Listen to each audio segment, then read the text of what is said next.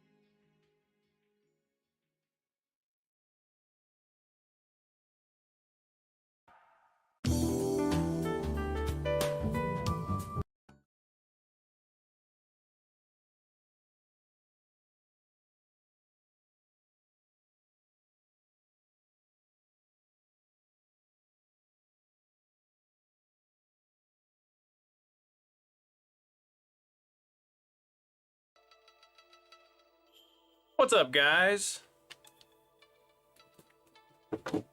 It's been a little while, but I've got a bunch of customer send-ins I gotta get knocked out. So here we are, streaming away.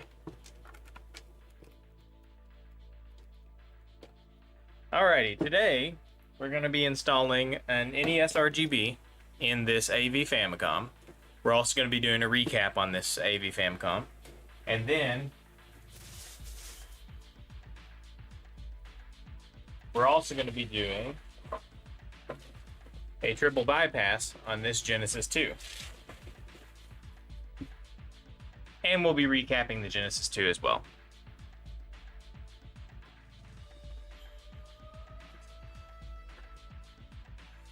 Alrighty. Give me a second here to pull up a few things. It has been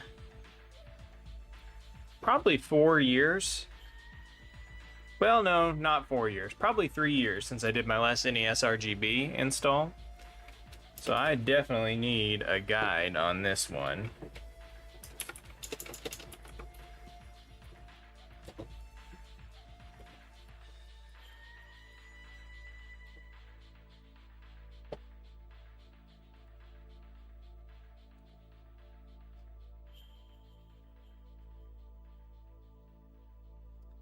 Alright, and then we'll also pull up console 5, get a map of our capacitors as well.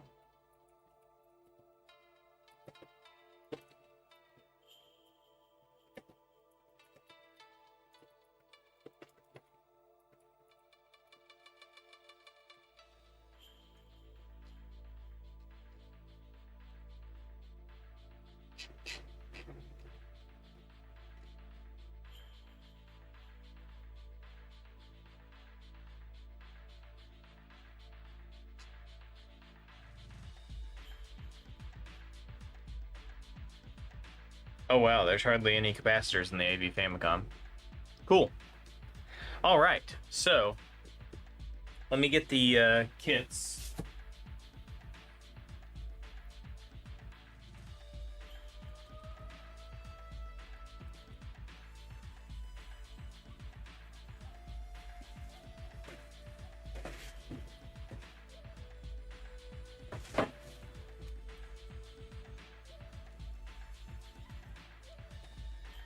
Okay, so we have an NESRGB kit here.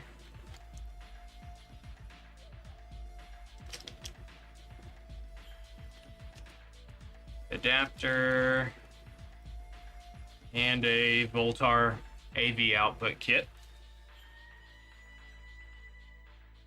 Sweet.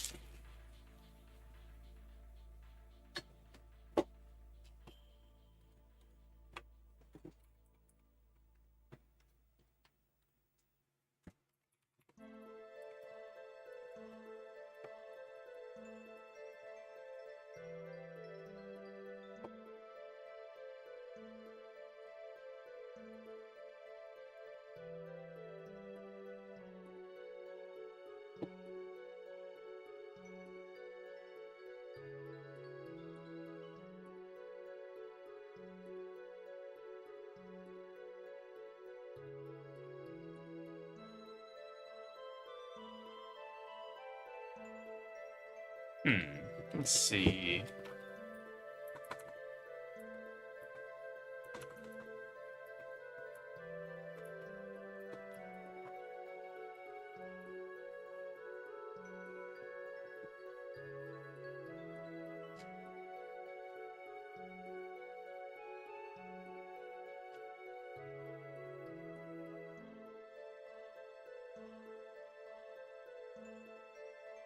Okay. So it looks like the Voltar NESRGB QSB kit doesn't have any instructions. So I guess we'll just have to play it by ear once we get in there about how to mount it and route everything. Alrighty. Well, I've already tested this AV Famicom off screen, so I know it's working right now. So we're going to go ahead and pull this apart and start working on it.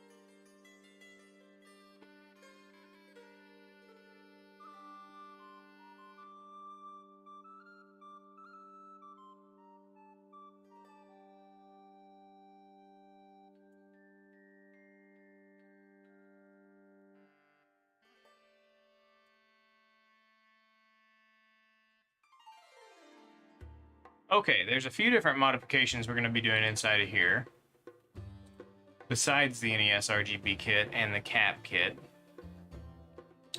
We're also going to be doing an audio balance restore.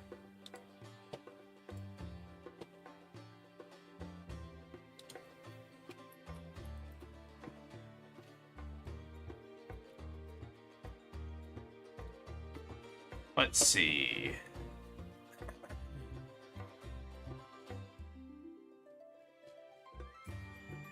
Okay, audio balance restoration and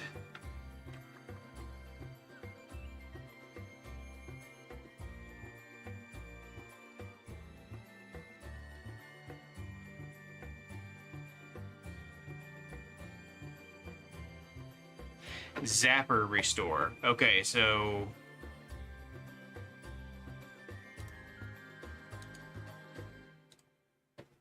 zapper restore is just a modification that routes a couple of the pins from the expansion port on the AV Famicom to the controller ports so that a regular NES zapper will work with the AV Famicom.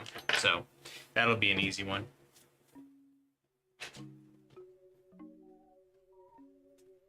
Alrighty.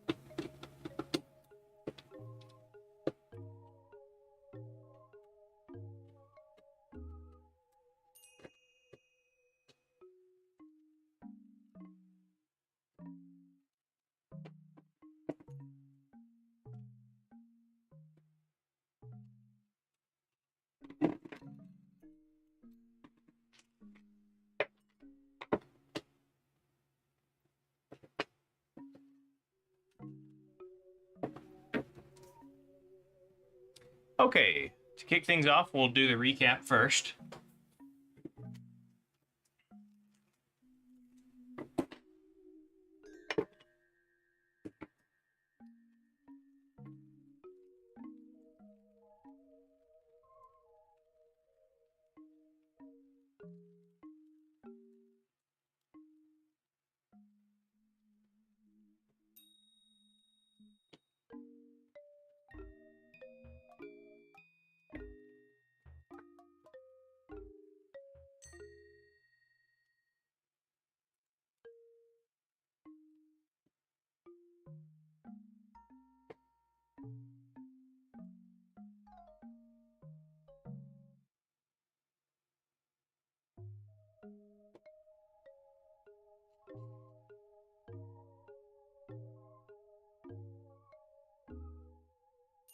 Alrighty, so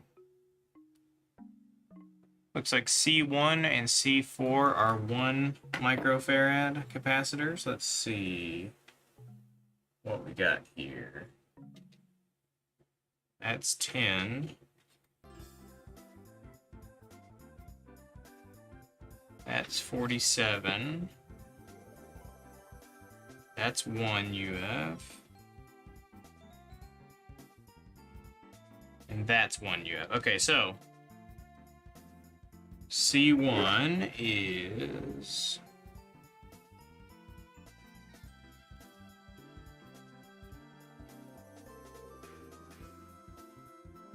where?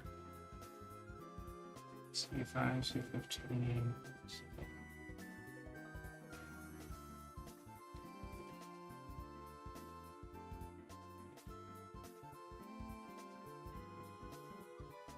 Maybe it's under the shield here. Let's go ahead and pop that off while we're at it here.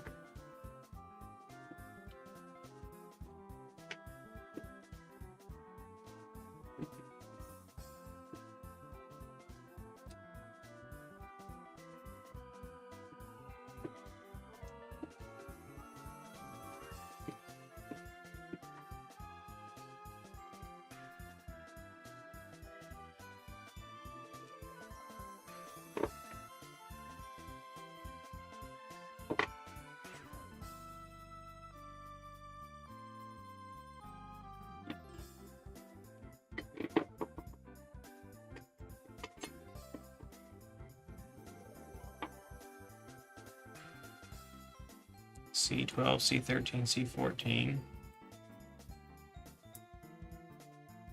Aha. C1, C4. I just couldn't tell because there's so many capacitors next to each other. That's interesting.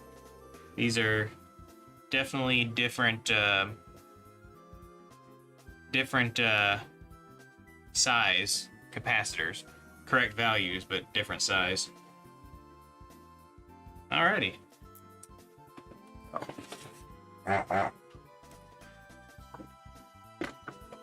Go ahead and get the Hako out.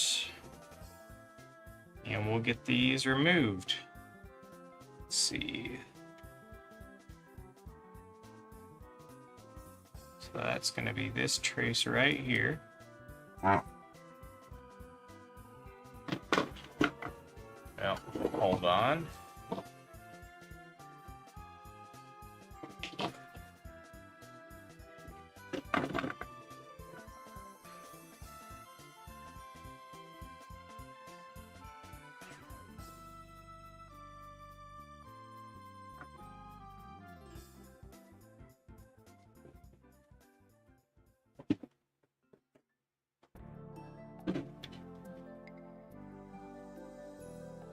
I like to add a little bit of fresh solder as an insurance policy. To make sure that the solder flows well, because a lot of times this old solder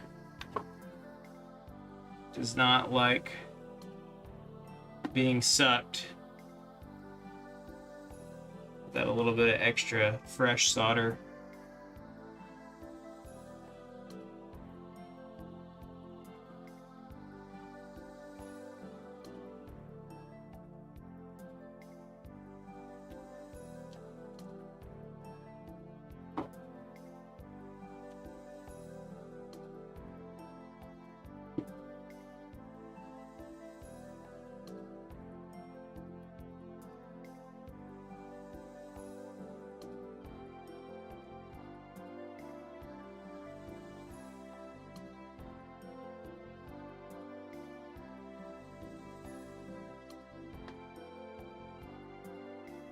Okay, there's one of them.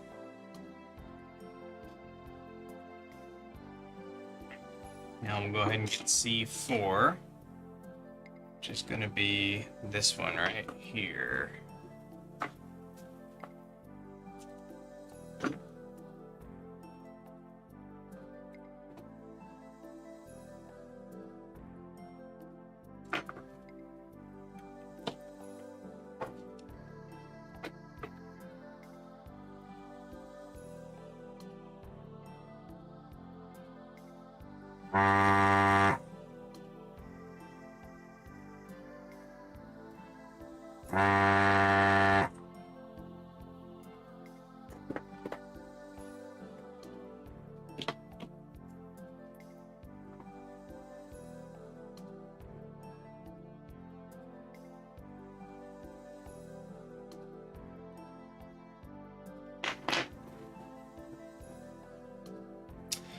That one did not clear well enough.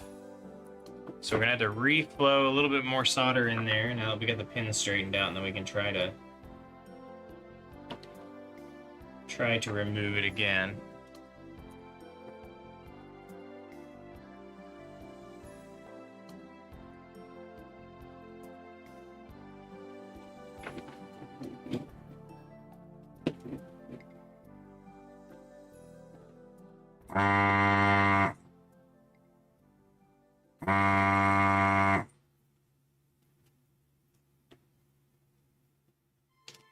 There it goes.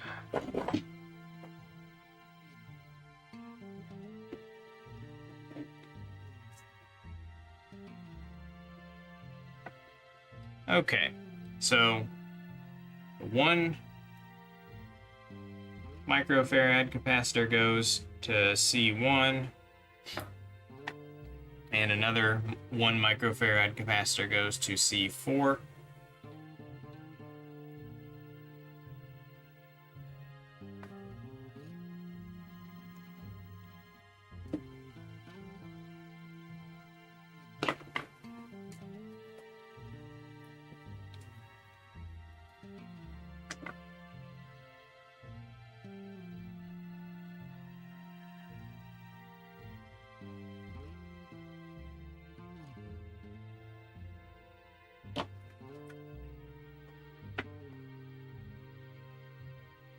Hey, William.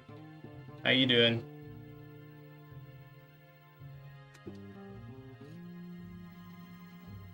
Oh, I'm glad you like your iFlash build.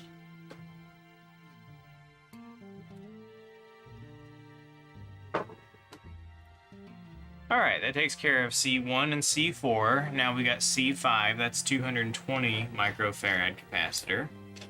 And that's this one right here.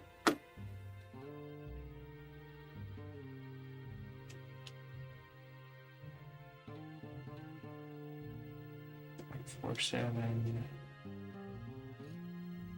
10. Huh. Well,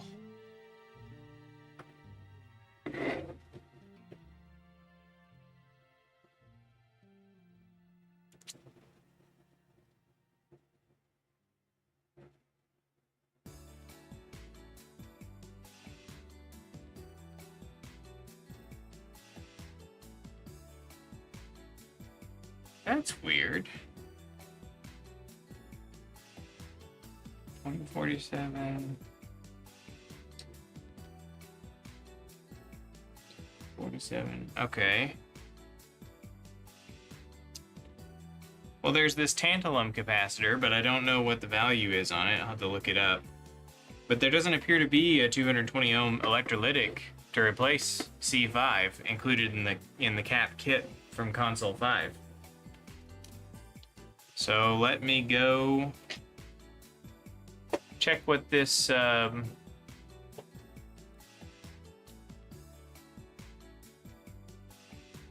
let's see. Let me check what the markings here say.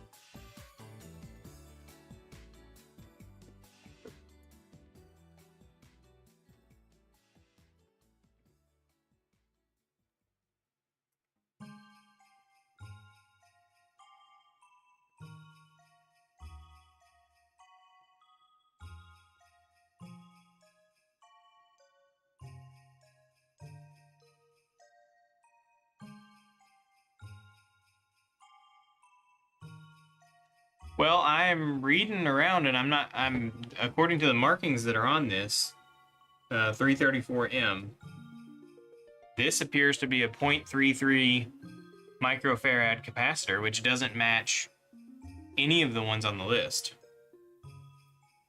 So I have no idea what this capacitor is intended to be. And other than that, the only other included capacitors in this kit are a 0.47 microfarad capacitor, which is C15, and then there is a 10 microfarad capacitor, which is not even on the list. I wonder if this was mispacked. This was supposed to maybe be a 220 microfarad capacitor, and then they accidentally put in a 10. Because, and then the only other one is this 47 microfarad capacitor, which is C14.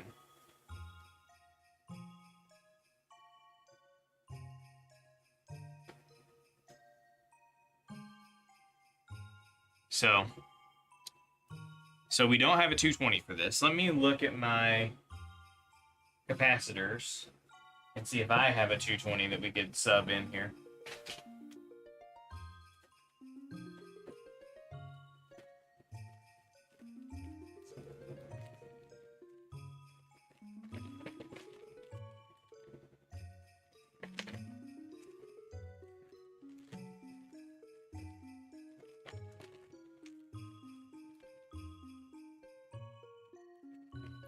Uh, 6.3 volt 220. Yes, I do have these.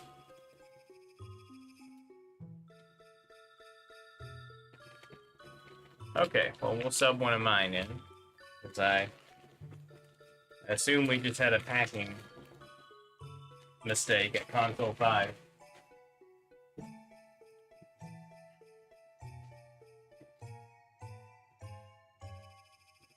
Let's see. 6.3 220. Yeah, this will be fine. This is exactly the correct specs. This is for Super Nintendo. That's for my that's from my Super Nintendo cap kit collection. So, all right.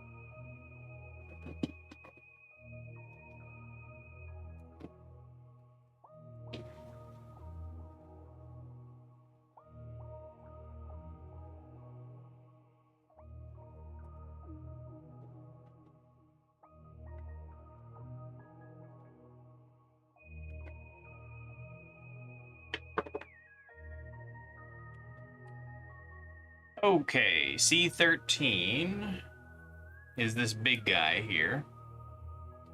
That's a 1000 microfarad.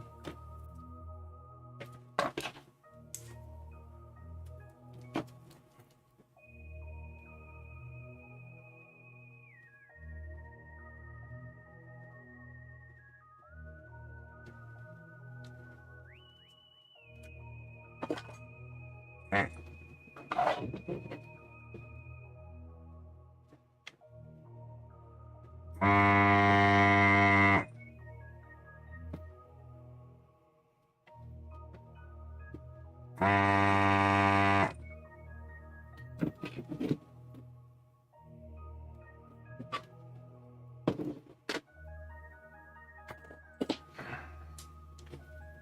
is a sturdy ground plane that this is connected to, so I'm gonna have to let's see. Actually, it might be easier just to heat this lead up. Yeah, that's easier.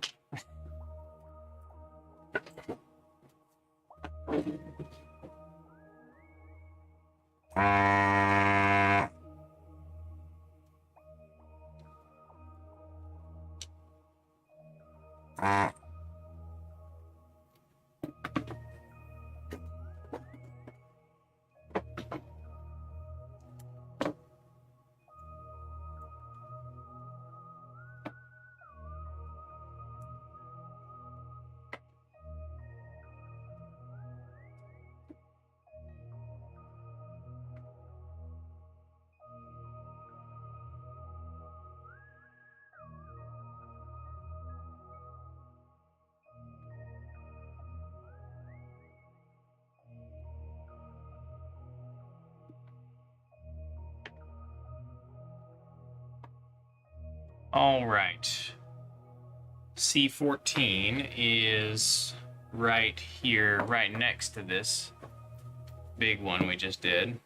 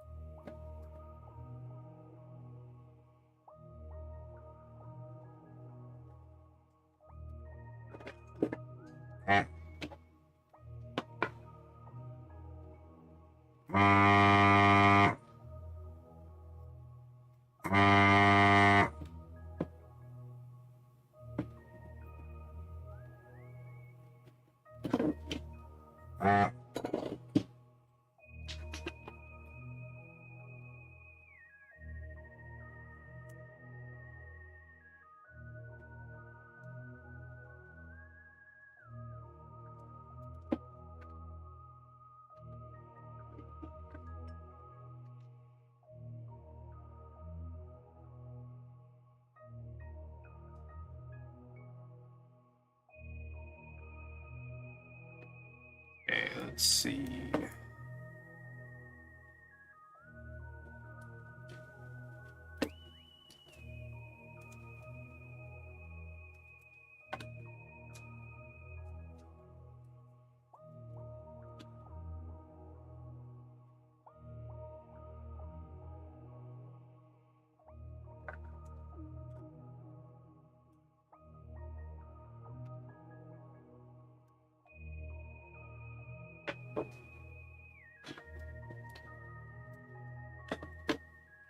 All right, then we got C15, which is this little guy right here.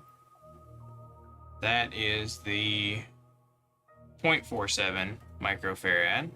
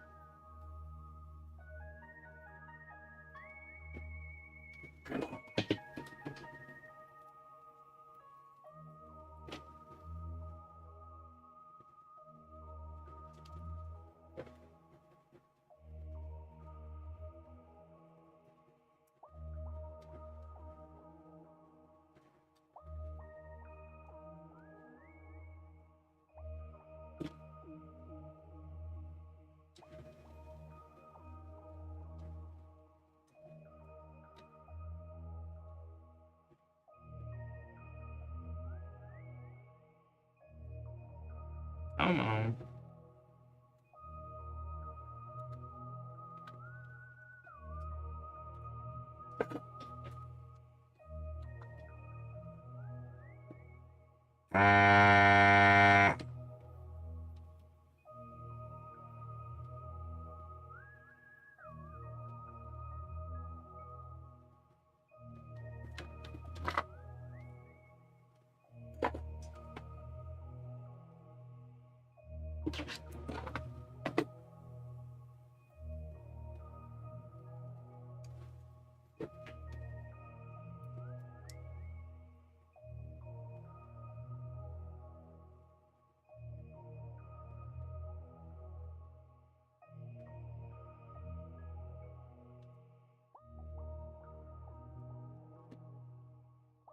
So the mismatched cap issue is a common thing with Console 5. I think I've gotten a kit before from Console 5 that had some error in it, but I wouldn't say it's been like super common for me. But if other people are having it happen as well,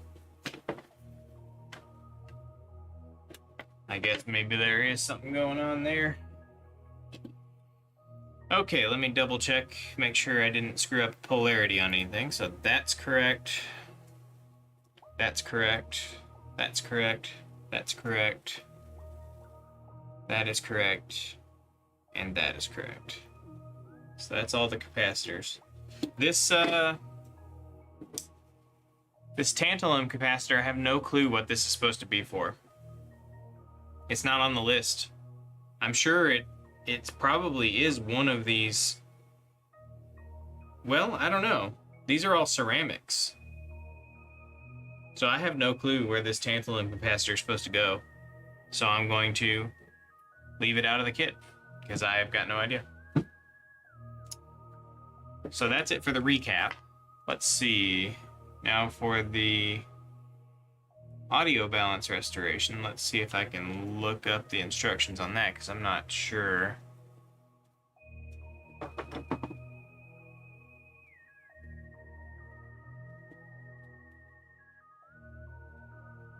Let's see.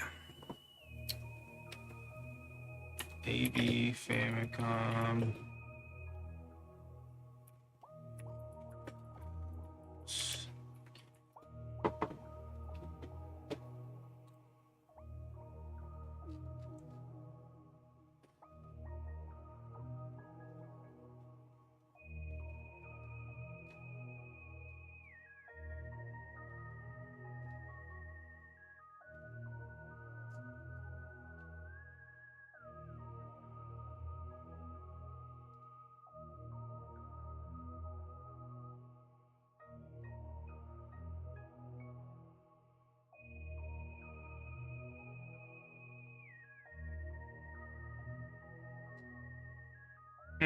Okay, this seems like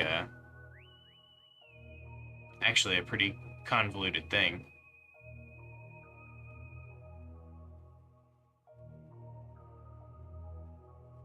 So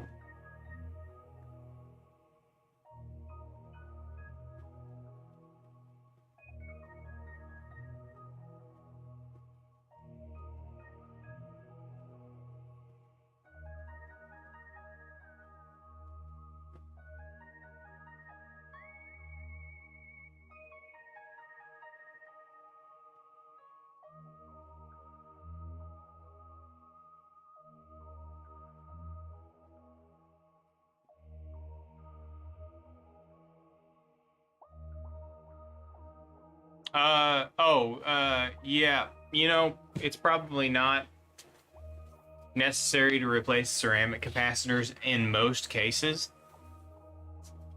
The one that Tommy Lee is talking about is probably the, what is it? The C4 capacitor, I think, on the Super Nintendo, on the one chip. That's a rare exception, but I think for the most part, ceramic capacitors are pretty safe. I think that particular capacitor might have been spec'd incorrectly originally when it was new, and And so replacing it fixes an issue that I probably already was going to happen, or like was built into the design, because it just wasn't their correct capacitor from the start.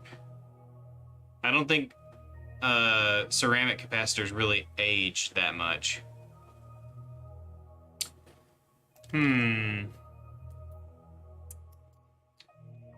Alrighty. So I'm getting mixed signals here on this audio balance mod. It's saying the instructions I've found are saying that it needs to have the NESRGB already installed, but then it also says you need to remove components that you need to have the NESRGB board removed for anyway, so I might want to just go ahead and do that now.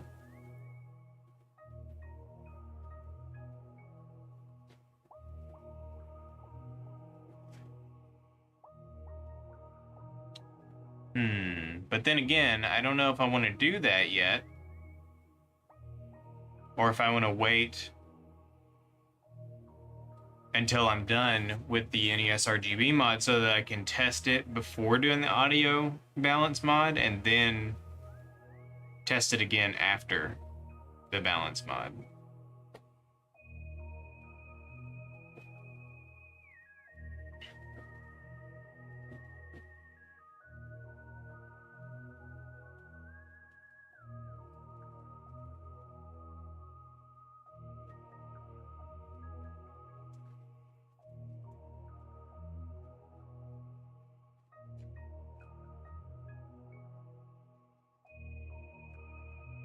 Alright, we're just going to go ahead and do the NSRGB mod first, and then we'll deal with the rest of this afterwards.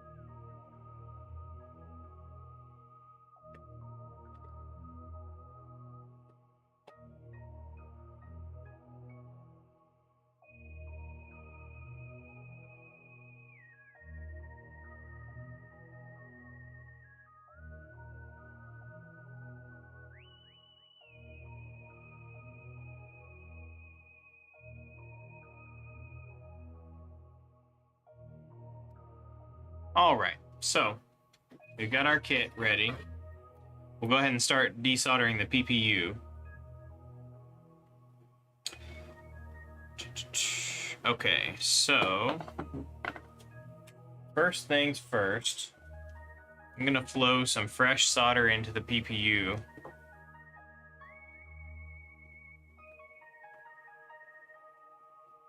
To give us the best fighting chance of being able to desolder it.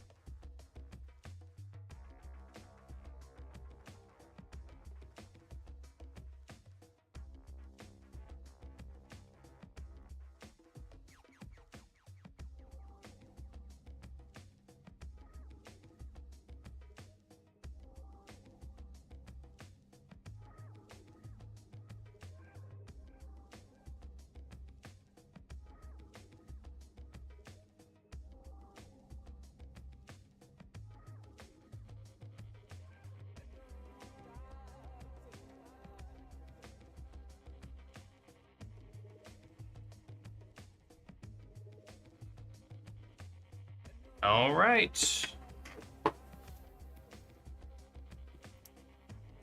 That's it. PPU's out. You have to be very careful when removing the PPU.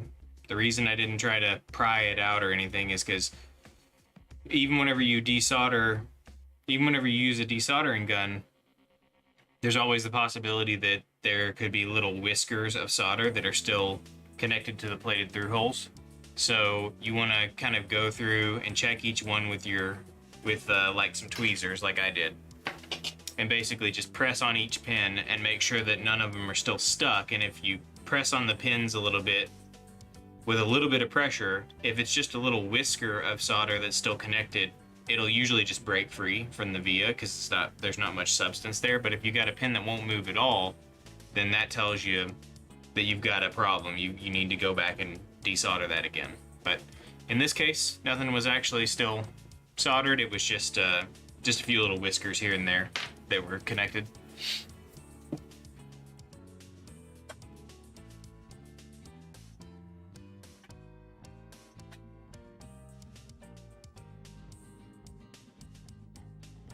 All right, let's see.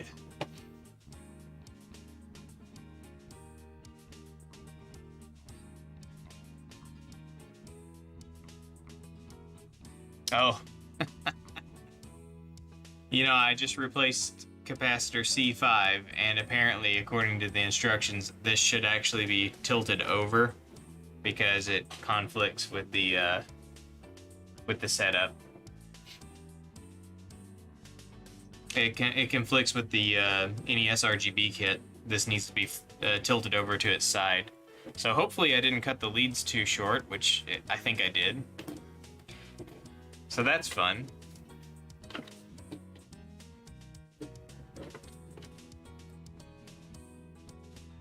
Well, let's go ahead and pop this back out and see if I can bend it over.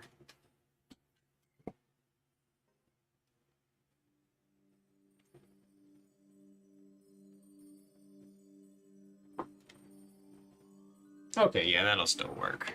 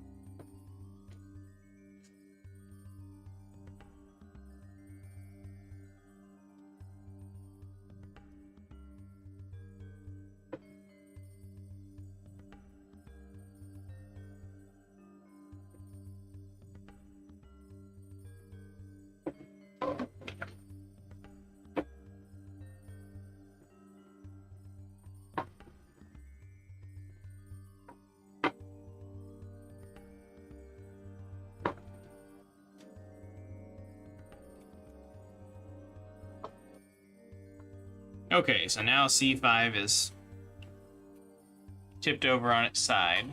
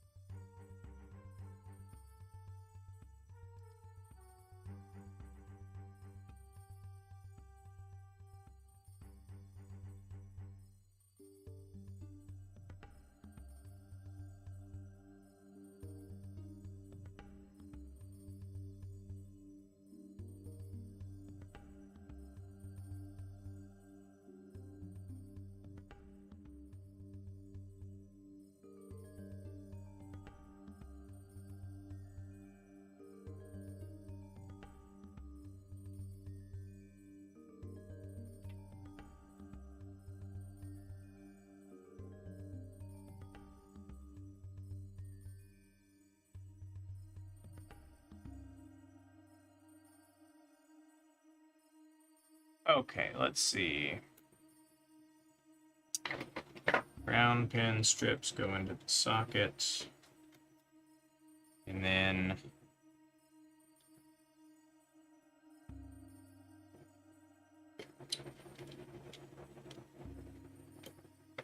should be like that.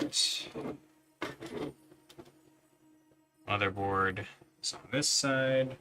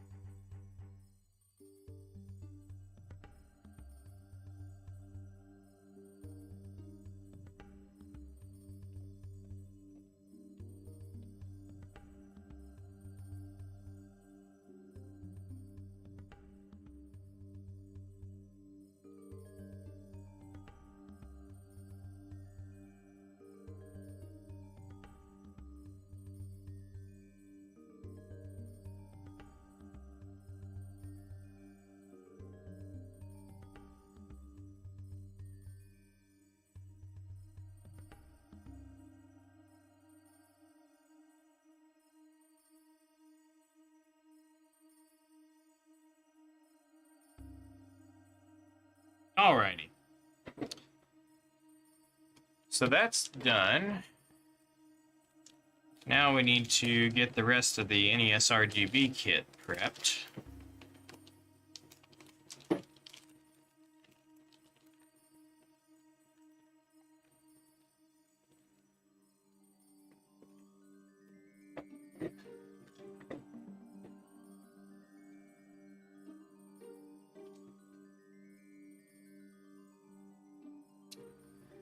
Okay.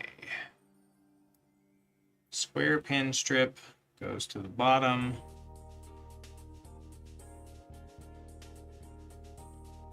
Yeah, goes to the bottom row on the bottom.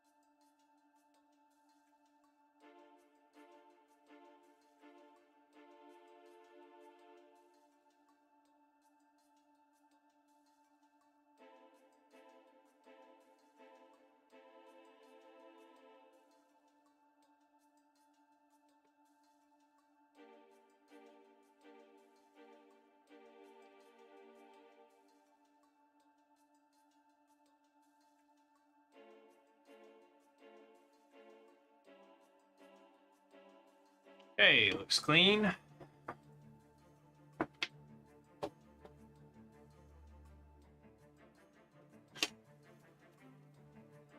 Do we not have background music? I swear I have background music playing. I can see the playback.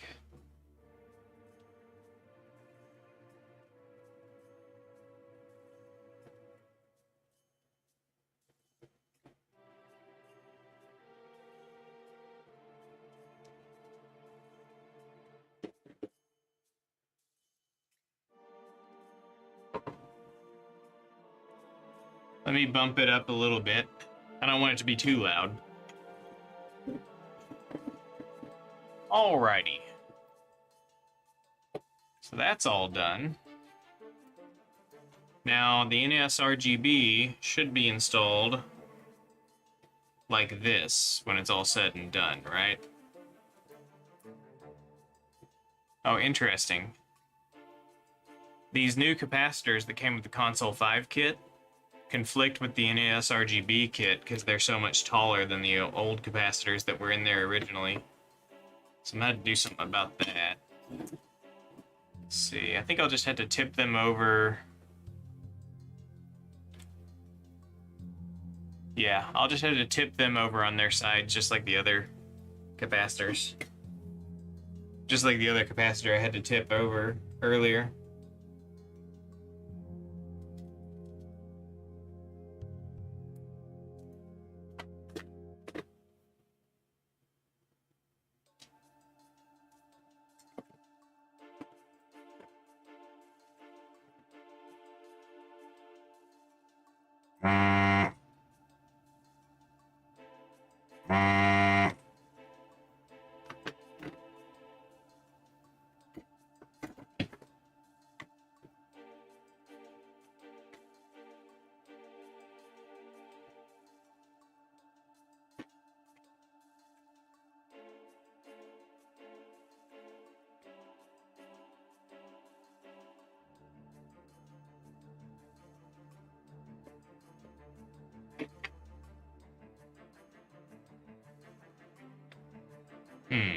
That's gonna...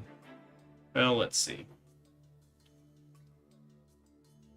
Yeah, that'll probably work out. That'll probably work out.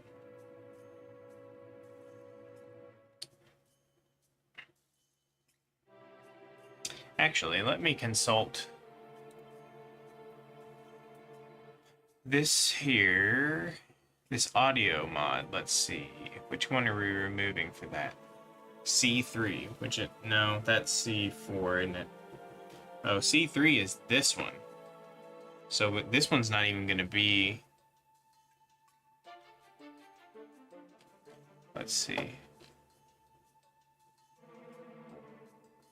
Oh, yeah. So we're not even gonna need C3. It's gonna be removed due to that audio mod. We do still need C4. So I'm gonna go ahead and reinstall C4 on its side like this. Then we'll figure out what to do with C3. I think I'll still tip it over just so that I can test the NESRGB kit stock before we do this audio mod. But once that's done,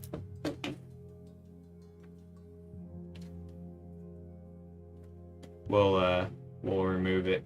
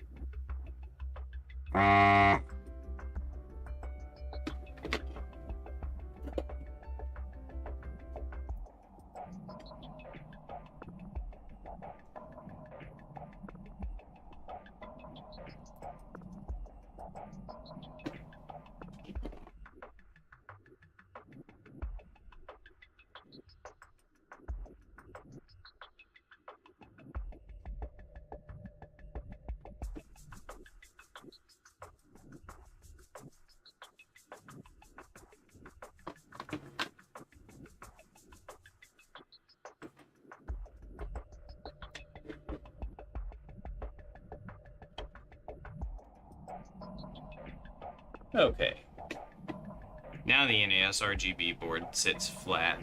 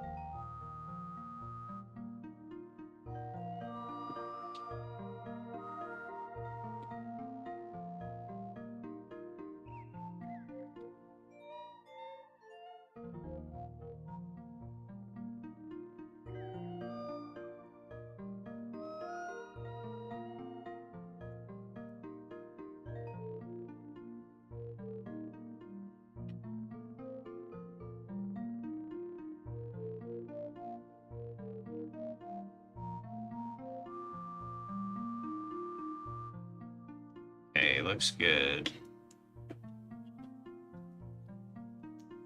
Alterations, did I snip what legs?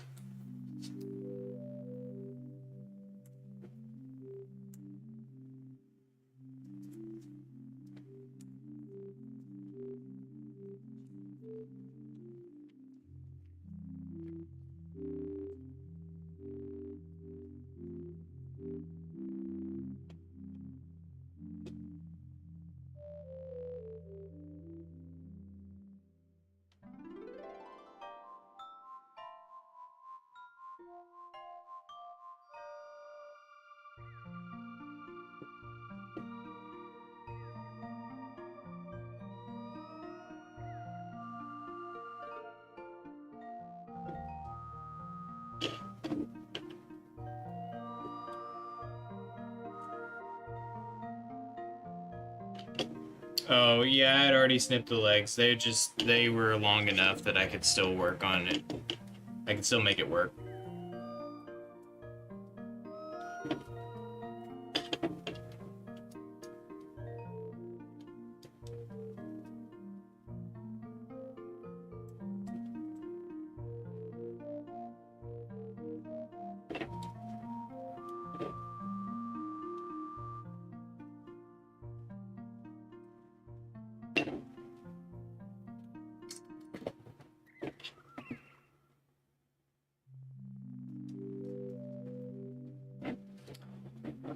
Okay.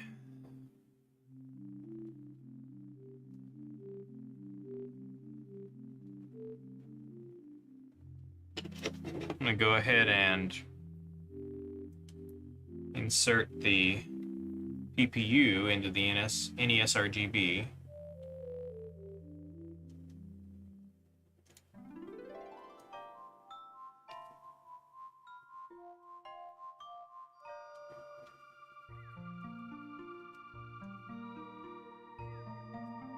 And then we'll insert the NESRGB into the Famicom. Done. There you go. Looks pretty good. All right. Let's see what else we got.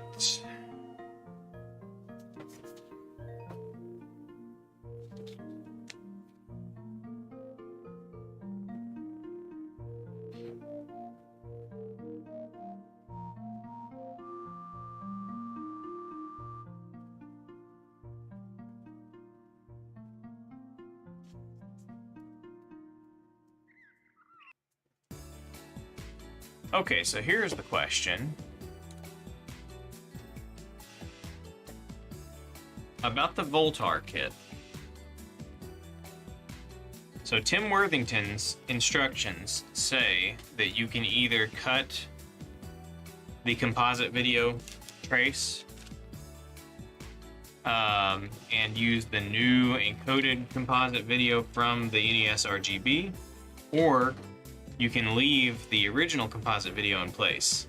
Now the question is, does the Voltar board route composite video, or does it intend for you to use the original composite video that's already present? I'm not seeing any documentation on the Voltar board, so has anybody installed one of these with the Voltar board yet? Because I never have used a Voltar board. I always manually wire these normally. But this time, a Voltar board was sent with it. So, not sure if I need to cut that wire or not. Let's see. Red, green, blue. You know what? It looks like there are traces. Looks like there are traces on this board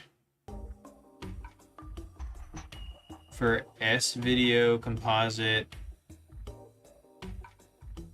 RGB, and Sync. So I think this has everything. I think we need to cut that line. So according to the instructions from Tim, this right here is the composite video line, which goes right here.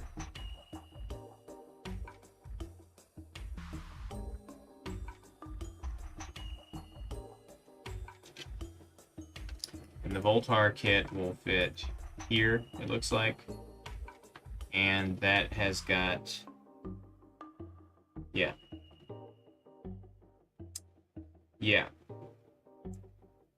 So we've got a composite wire here, and then we also have chroma and luminance, which are not hooked up to anything on the NESRGB, or on the original AV Famicom, rather. So we'll go ahead and cut this line right here.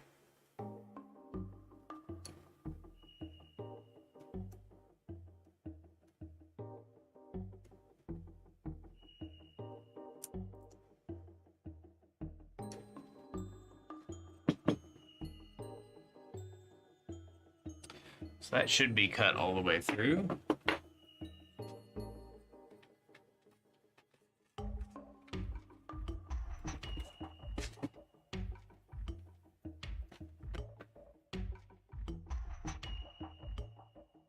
Yep, no connection.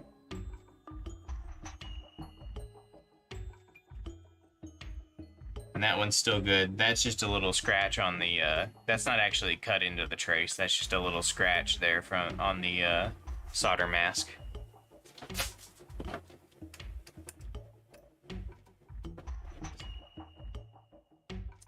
Okay, so we'll go ahead and solder this Voltar kit in place.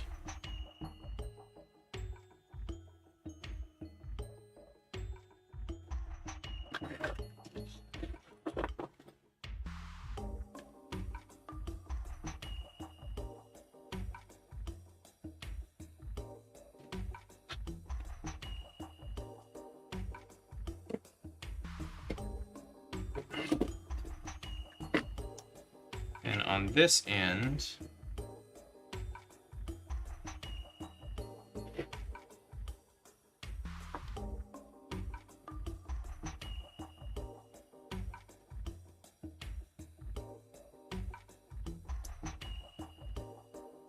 I'm assuming we're just supposed to try to solder these castellated pads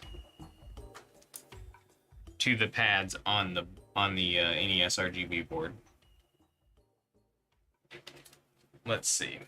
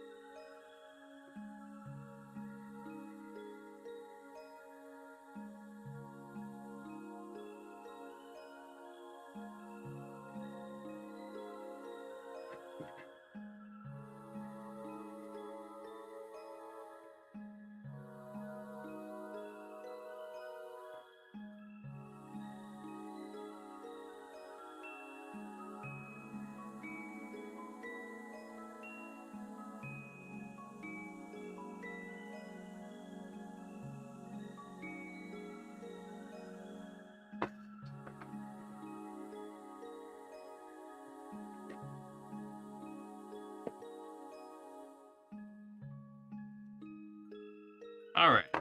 Now, as far as routing goes,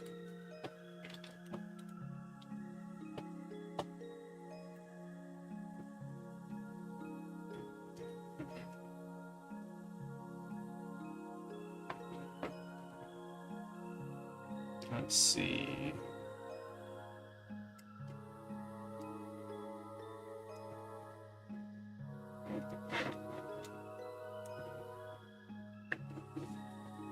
Guessing we want to fold under here, right?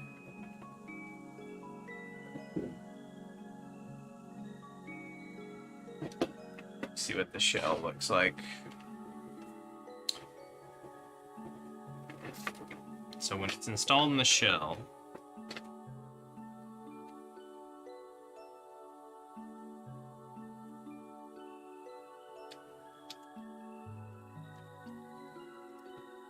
probably just bend it around.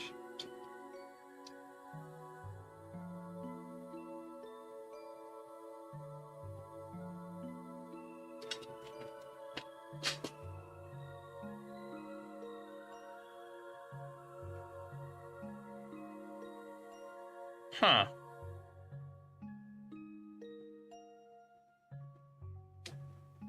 You know,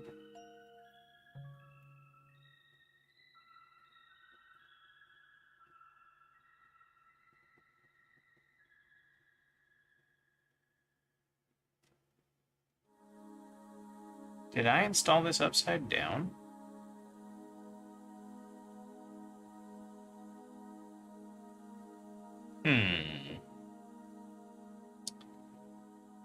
I mean, I don't think so.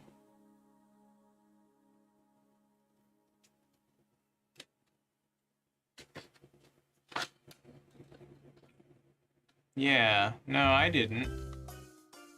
This is clearly a cutout to allow this screw post under here to pass through, so that's got to be the right orientation.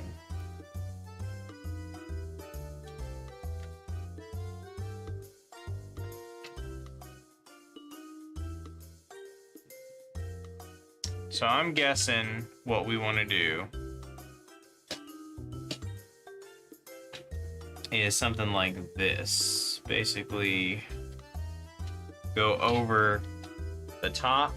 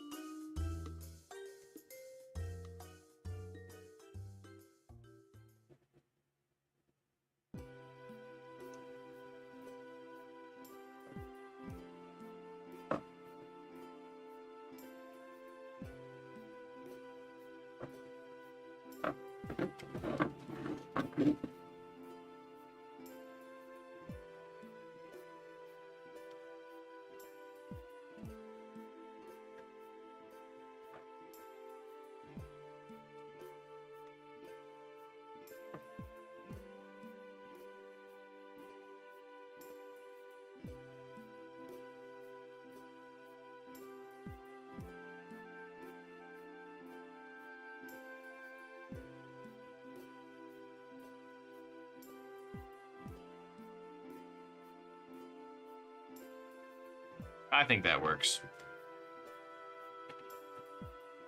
Let's take a look at it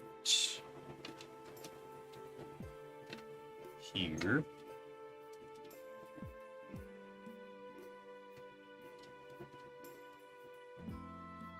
Well, actually, that little loop is completely unnecessary.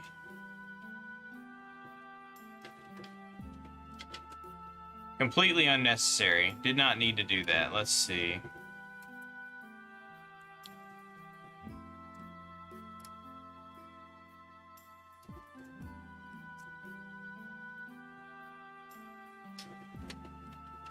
There we go. Yeah, that should be fine. I was overthinking it. Alrighty. So we got the wiring done here.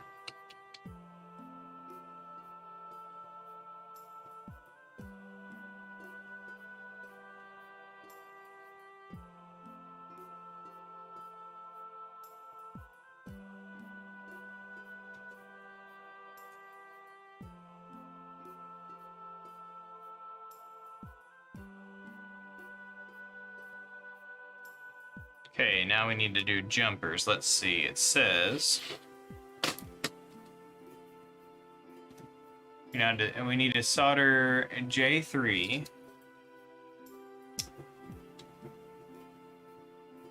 Where is that? J5, J4, J3. Right there. And then this is an NTSC J. So that would mean we need to solder J5.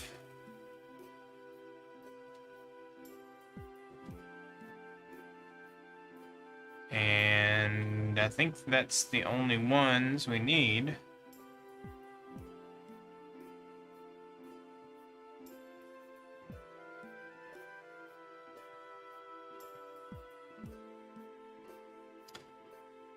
Okay, now as far as palette switching, I need to actually talk to the customer about this because I don't know what he wants me to do. If he wants me to just bridge the normal standard palette, or if he wants me to install the switch, because we didn't actually discuss that.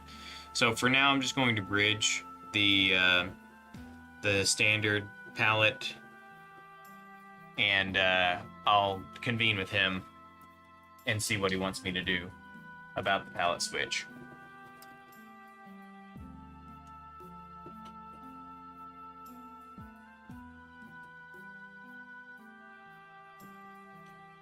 Okay, looks like that's all that needs to be done for the NESRGB kit specifically.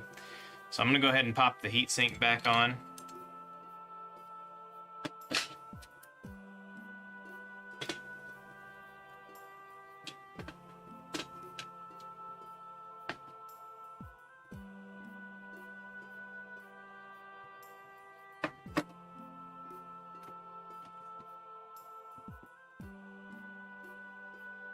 Double check one thing. Oops. Let's see, quick sanity check.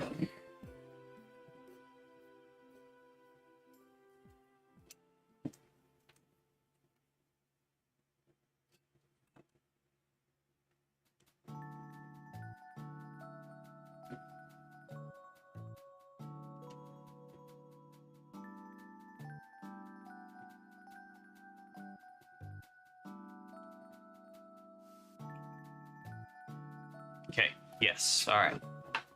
Just wanted to make absolutely 100% sure about the orientation of that quick solder board before I do a first test. Power on.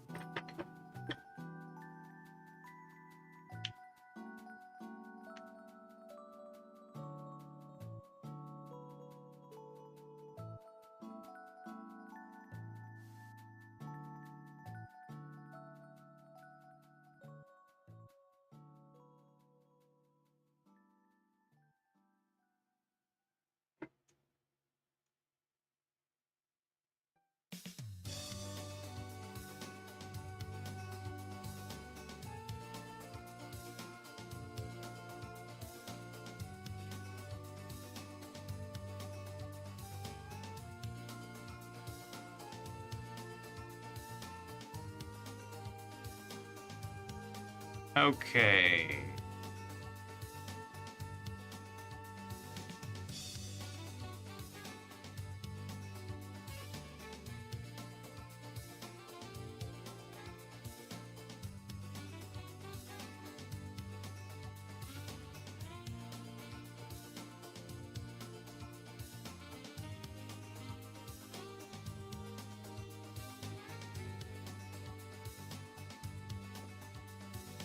So this may not, it's saying, it says in the instructions that you need to use a GameCube SCART cable that doesn't have 75 ohm resistors. But I don't know if that's, is that real? I don't remember this being an issue. Do we need to remove resistors to make it compatible with Super Nintendo SCART cables?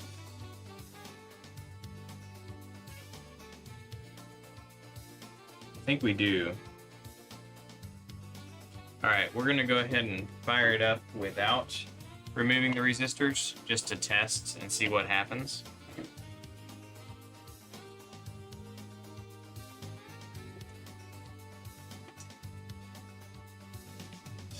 And then we'll go from there.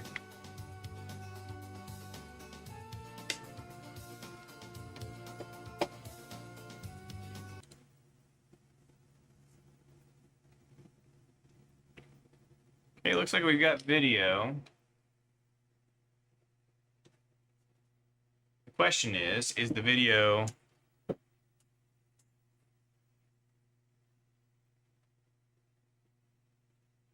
it may not be at the right level. Let's see.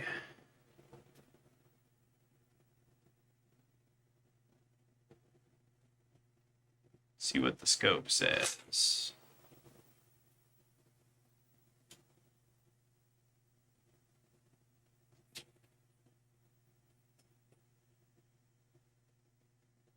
Well,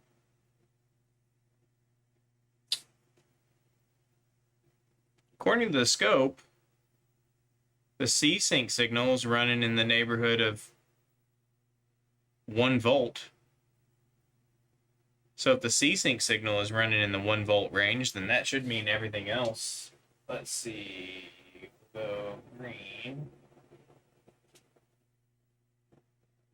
Yeah, green is in the 1 volt range as well. So, I don't know. Maybe this is outdated information? I'm not sure.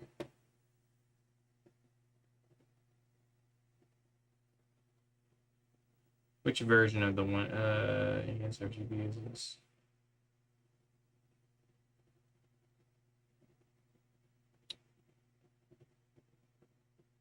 Not sure which version it is. But it looks like a totally different revision of the NESRGB in the instructions online. So something may have changed in the design, but I do see 75 ohm resistors in line. But the voltage level looks correct.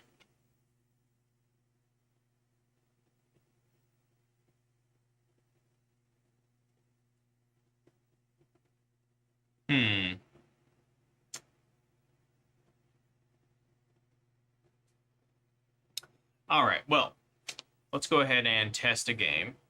Actually, don't even have any NES controllers, so I have to use my twin Famicom adapter, expansion port adapter, to hook up a Super Nintendo controller to test anything. Because the only NES I own is actually a twin Famicom.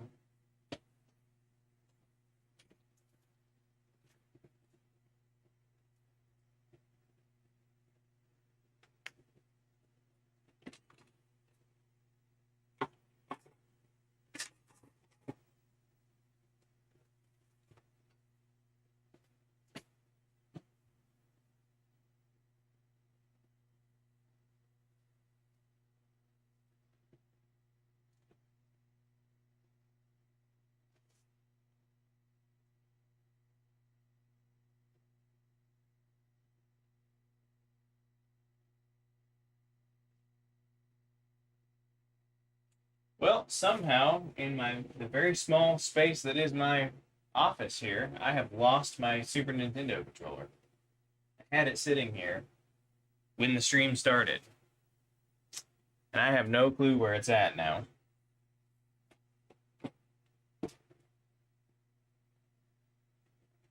I don't know how that's possible. It's a very small room. Here it is.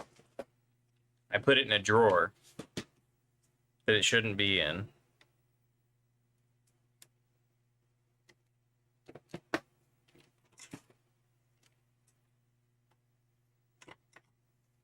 Okay.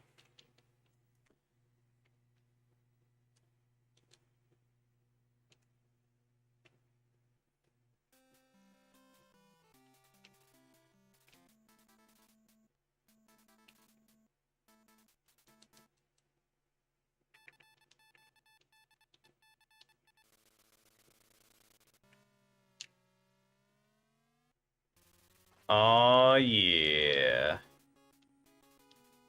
Well, this is a nice, lovely RGB we got here.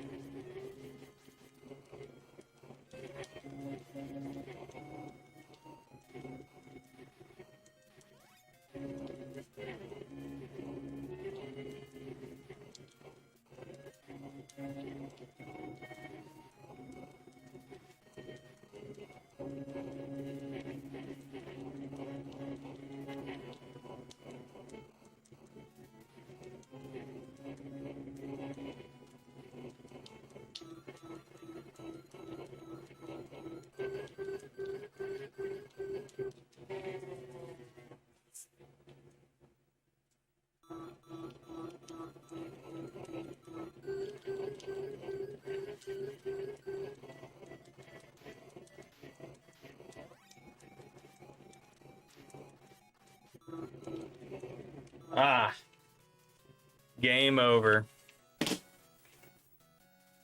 All right, so our NESRGB install is good. It's done. So that's nice. Yeah, that Voltar kit actually does really Hey, look, alteracious, man. Here's the thing. I'm a professional, okay?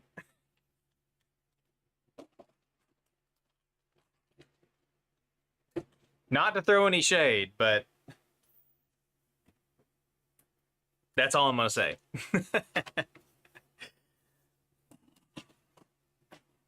I enjoy Dubes and Howard's streams, but you know, I do this work for a living, so it's a little different.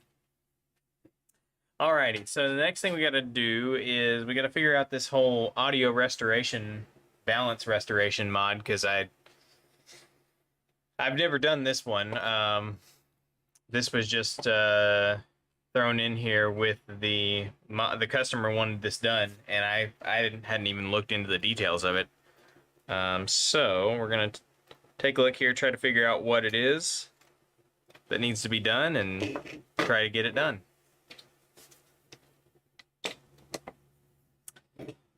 All right, so according to the installation instructions for this mod,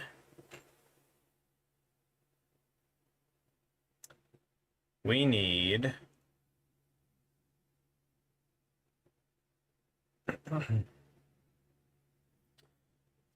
we've got our resistors here, so that's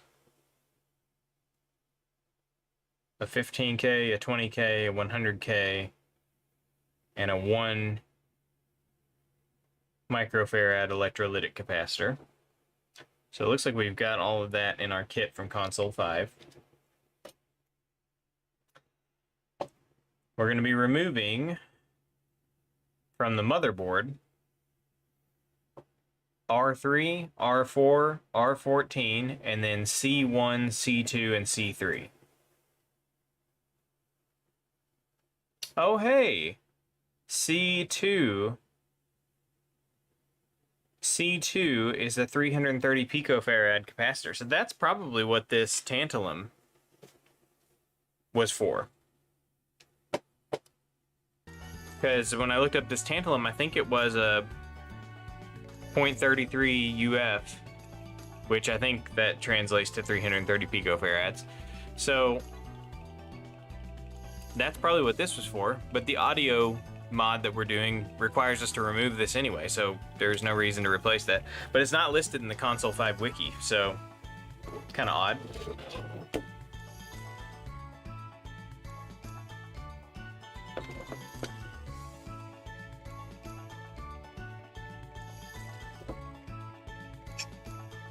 Yeah, Alteraces, I agree. I do enjoy watching his streams, because it is like,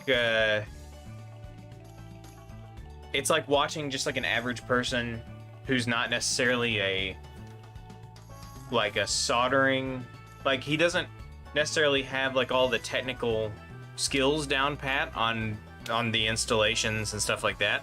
So it's kind of interesting to watch, because it's kind of like you're seeing what it would look like for in my case, like I sell mod kits to people, and those people install those mods.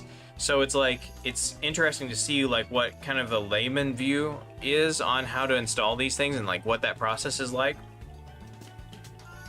No offense, that's kind of how I see those streams. It's interesting to see how somebody who's not necessarily an expert on this stuff approaches, what questions they have, what things kind of throw them off, you know, that sort of thing.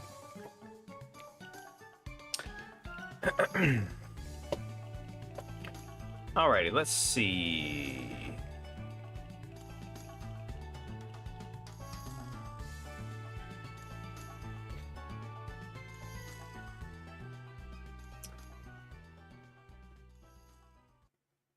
So R3, R4, and R14. That's going to be...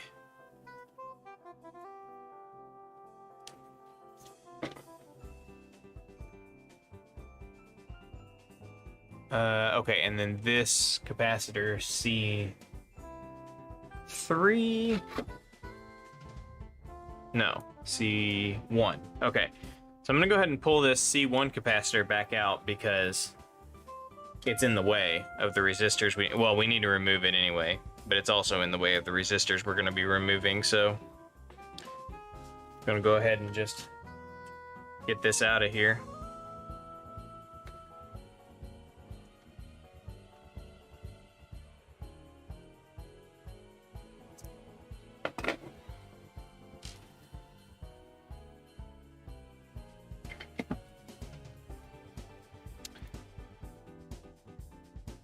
Okay.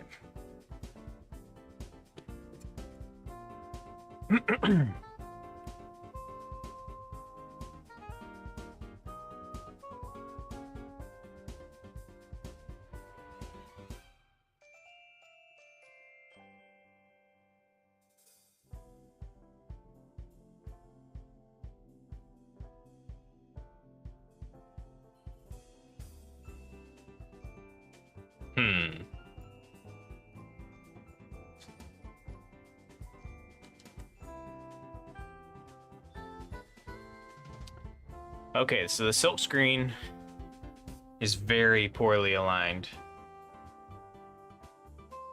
Yes, this is an AV Famicom. The silk screen is like... Okay, I think I see what's going on here. So... the way the silk screen is set up on this, R3, I think that indicates this resistor here, because that's what the photo I'm looking at shows, but it's kind of confusing because the silk screen doesn't line up with the actual components. But so we got R4 here, which is the top one, and then R3 I think is the second one, and that corresponds to this silk screen right here. And then I think they just kind of skipped around for R1 and R2. That's I don't know what they were thinking, to be honest with you, with the silk screen. It's not great, but this was what, 80 something, maybe early 90s. So who knows? Oh, 93. This was 93. Maybe they couldn't do really fine silk screens back then, but so we need to remove R3, R4, R14. R14 is this guy right here. So these two, and then this one.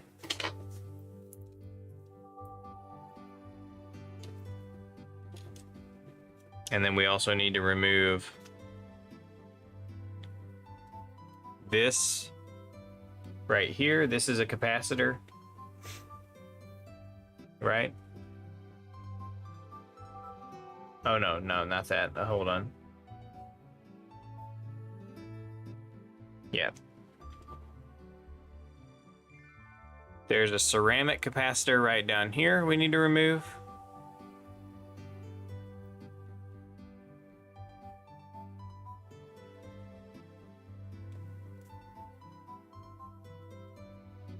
That's C2, and then C3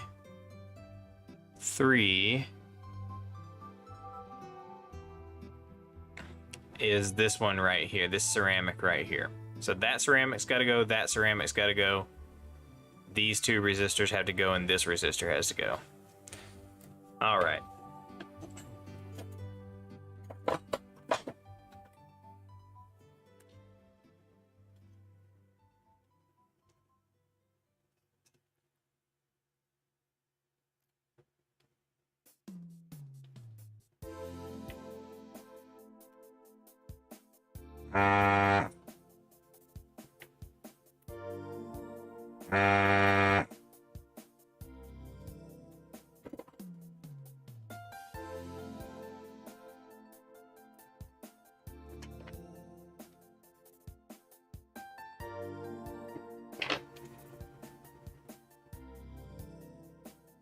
Oh, that was the complete wrong resistor. Hold on. Got a hold of the wrong one. Let's install that back in there. Whoops.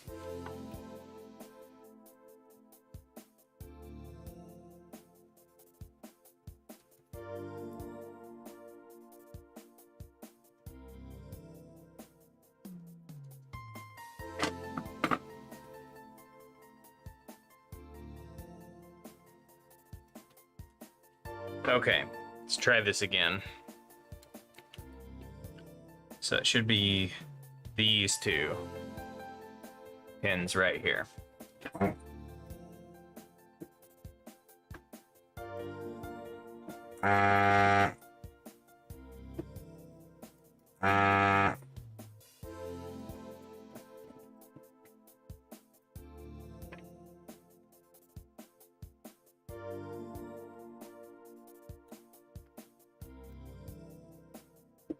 There we go. And then these two resistors here.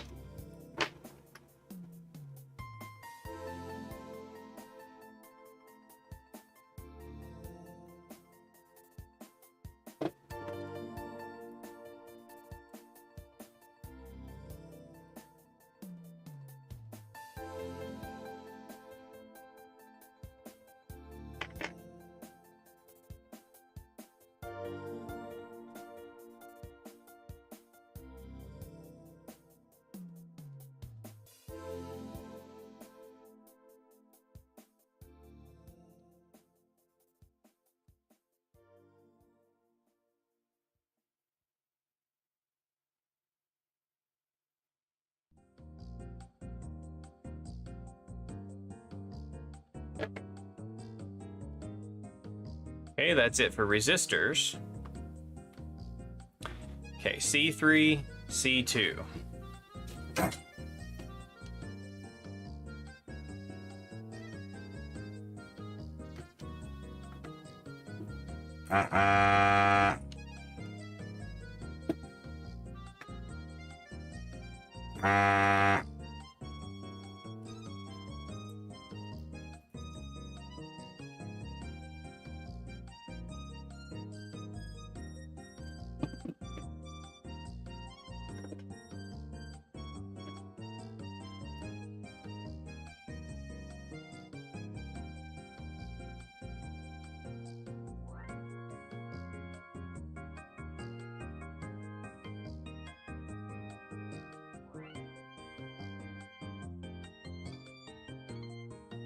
This capacitor broke apart on me.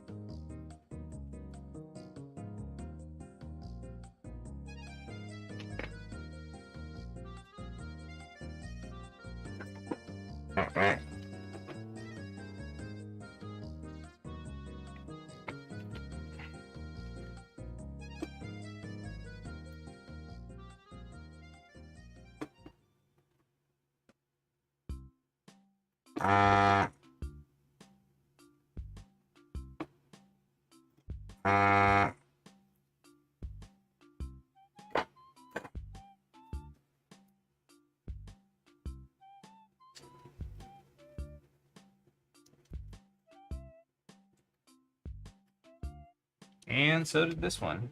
Interesting. These old ceramic capacitors are very fragile, apparently.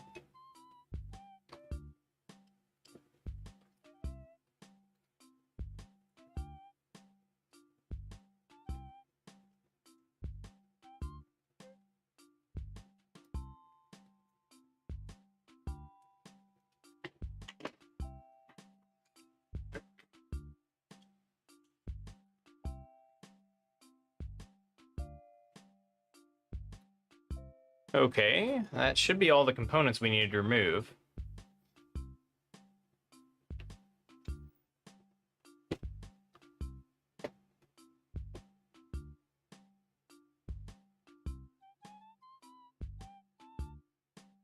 Are you Mix Bomb? Are you saying that you remove the PPU with a heat gun? Is that what you're suggesting to me right now? If so, hats off to you, but that's insane. I wouldn't do that. I would not recommend that. That's painful to think about. I'm my condolences.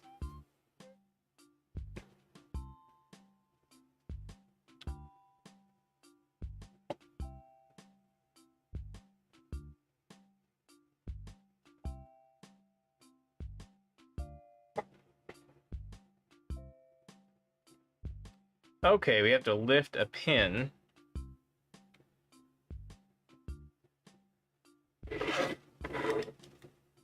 We have to lift the pin at the very end of this chip here.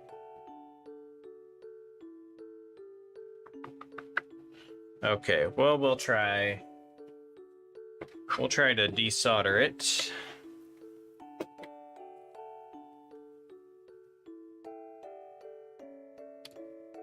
Pin 17. That's the one right at the corner here, so I can get a little fresh solder in there.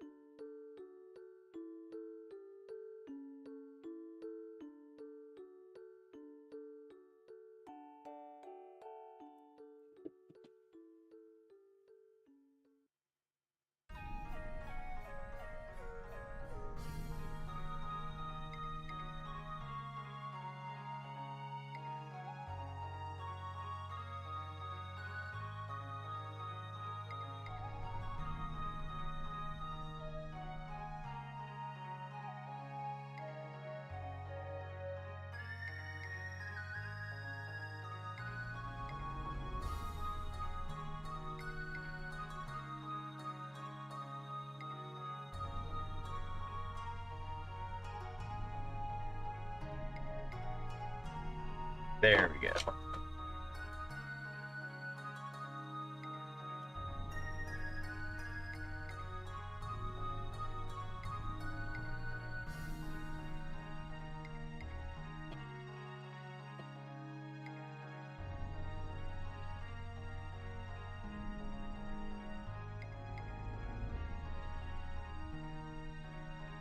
Okay, so that pin is lifted free.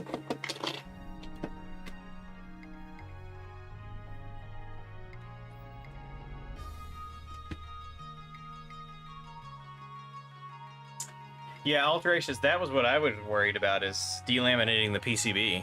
Because these are, I mean, these are pretty fragile PCB. Nintendo did not use very high quality PCBs back in the day. Delamination is a big problem in this era. I would say the quality of the main board PCBs for the NES and the Super NES are about the same as the quality of the PCBs they used in the cartridges, which is pretty pathetic, because these cartridge PCBs are kind of garbage. They're extremely fragile.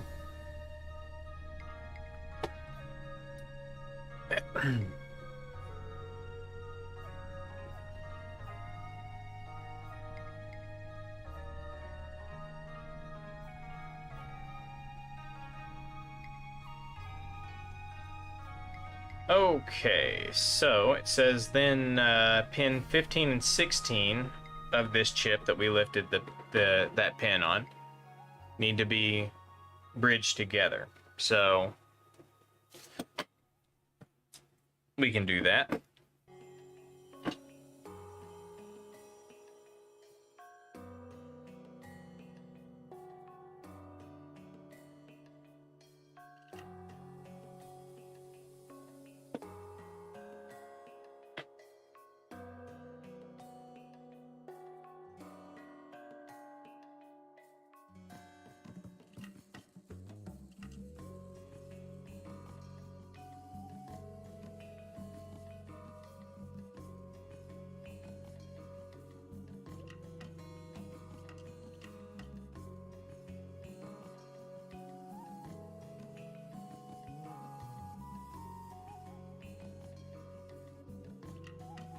Oh wait, pin 1 would be down here. So 1, 2, 3, 4, 5, 6, 7. So this 1, 2, 3, 4, 5, 6, 7, 8, 9, 10, 12, 13. So this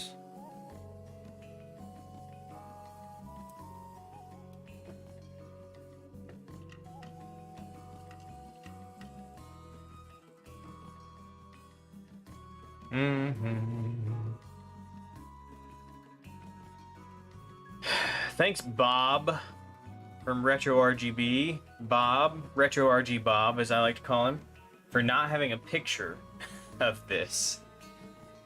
I know how to count, okay? I know how to count. I'm pretty sure that pin 16, based on the orientation of the chip, pin 15 and 16, which need to be bridged together, should be these two pins right down here. But the thing that weirds me out about that is that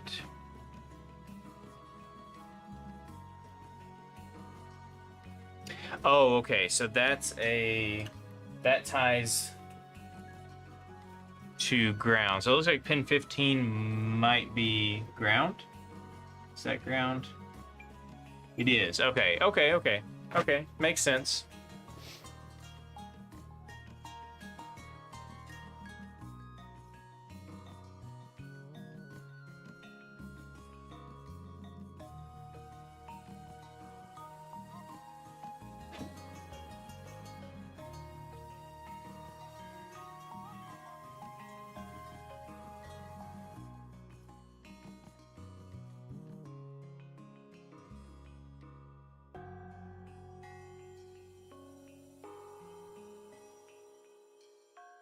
Hey, alterations, that's a great idea. Joes versus pros. I will say this. Good quality soldering gear is like half the battle. Having good gear really is, it's not fair, but it makes you like significantly better. Just it seriously enhances your base stats as a modder. Now there's still a lot of technique you need to learn, but having good gear definitely enables you to succeed more than having terrible gear.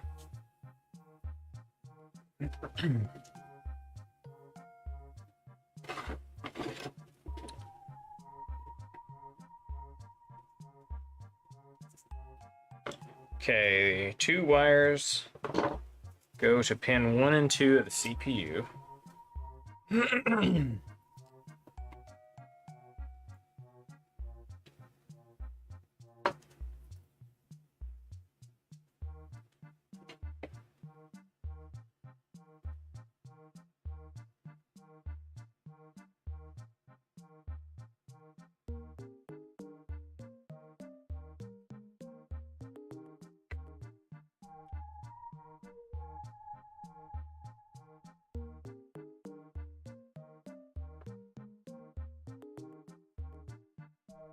And then shielded cable from cartridge connector pin 45.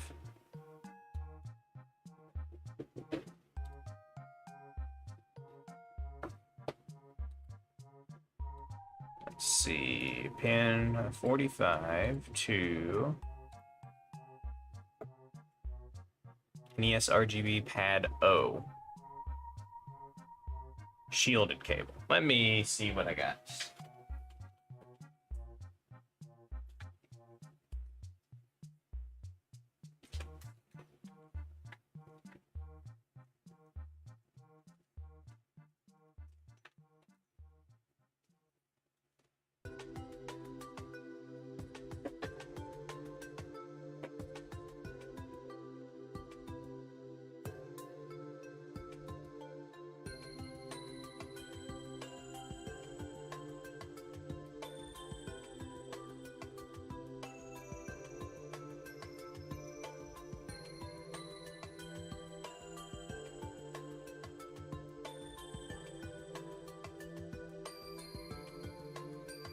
Alright, I got some old AV cable here, which makes for fine shielded cable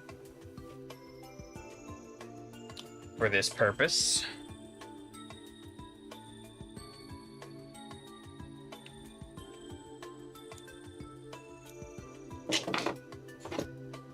Yeah, thankfully I don't have to do any expansion audio because this is a Famicom, so that's nice.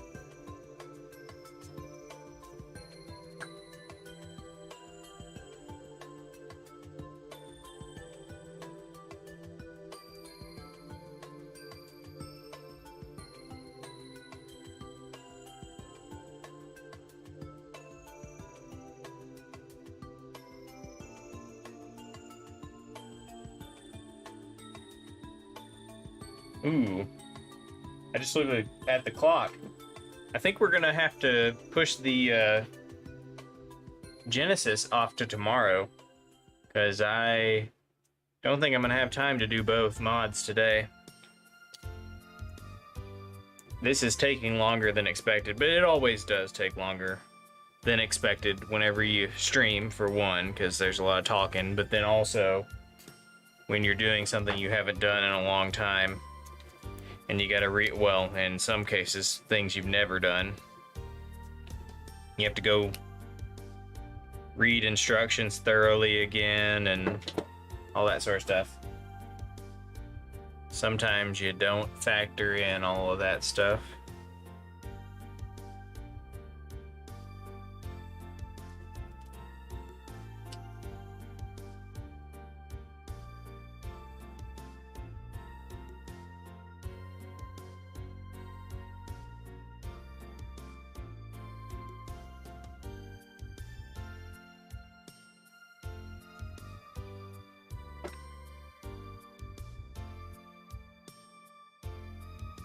All right, cartridge connector pin 45. Looks like that is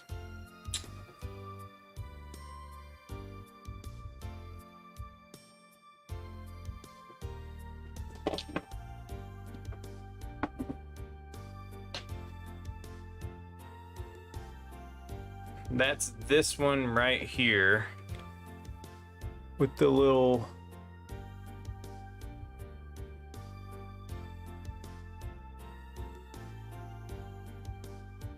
yeah, that's this one right here that has this little trace that snakes around it.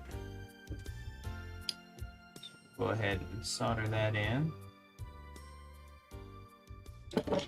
And then the shielding, ground for the shielding, looks like it should go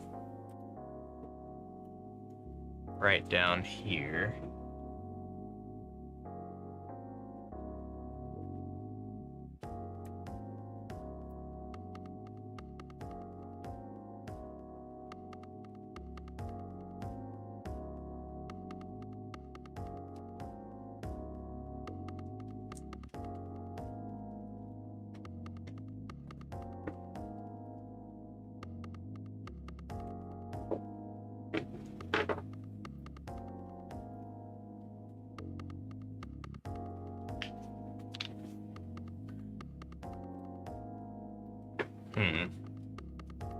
It's a little close for comfort down here.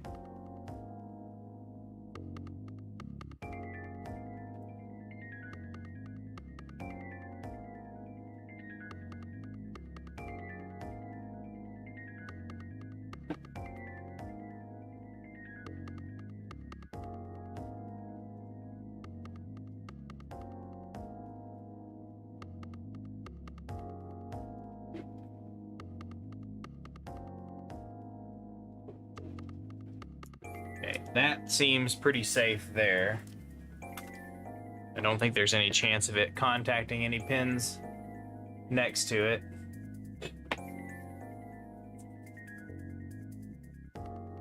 All right.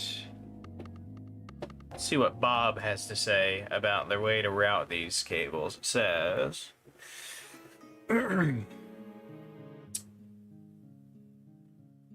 Bob recommends routing these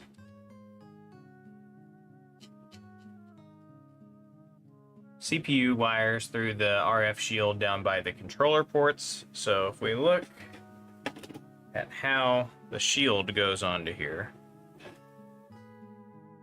Okay, so I think he's probably saying to come out down here. Like that. Seems sensible to me.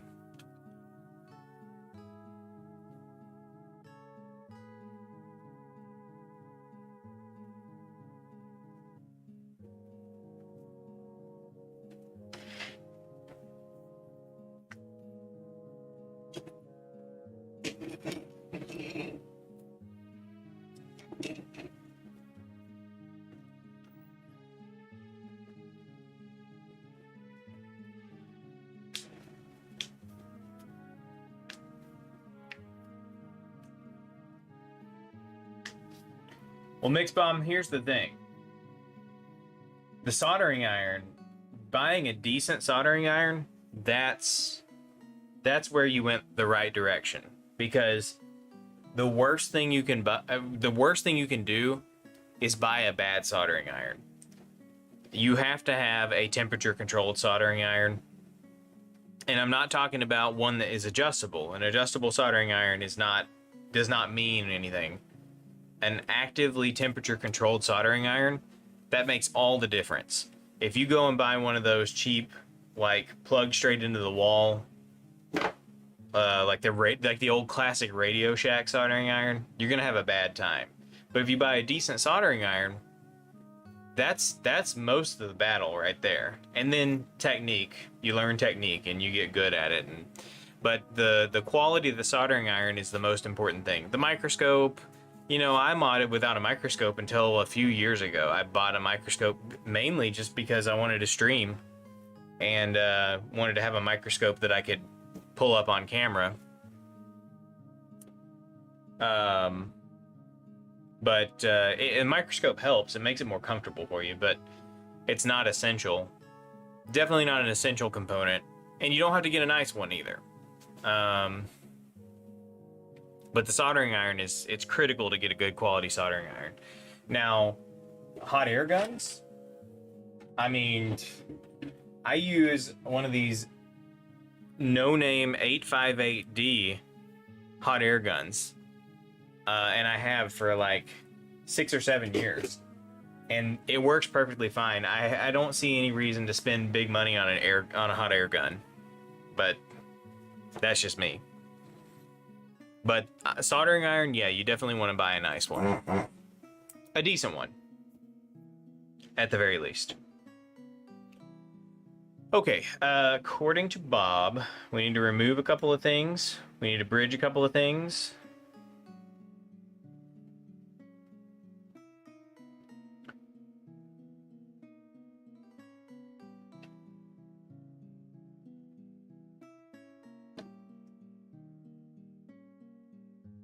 So Bob says,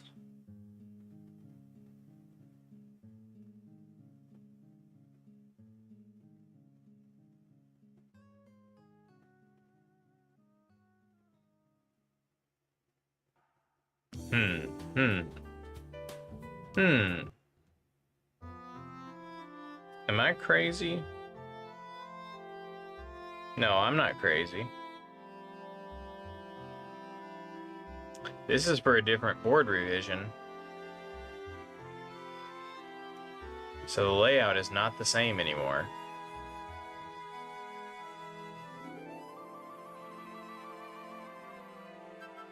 So I'm not sure which components we're swapping out here.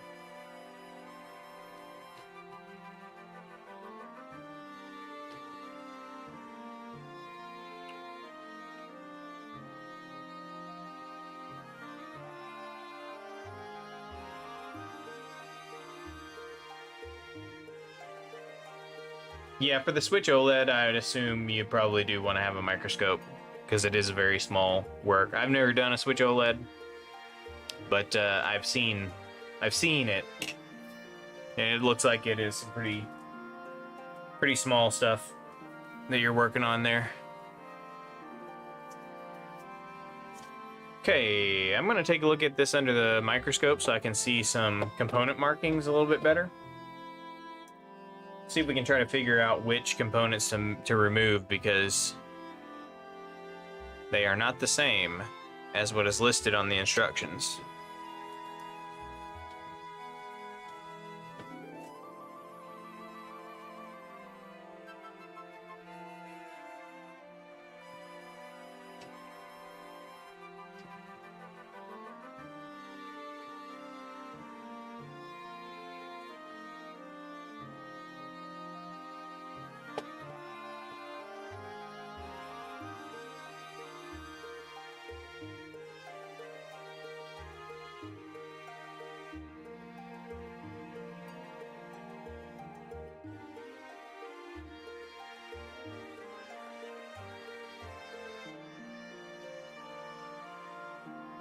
Okay, it looks like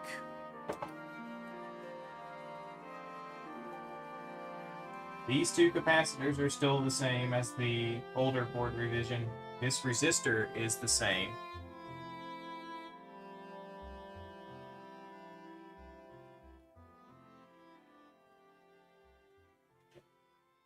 This resistor appears to be the same.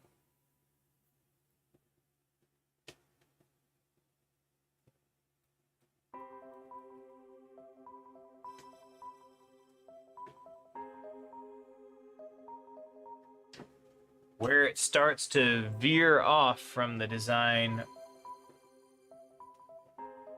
of where the instructions are is above this little guy right here. It's probably like a logic buffer or something. Yeah, the layout's totally different up here. Wait. That? No, actually, hold on.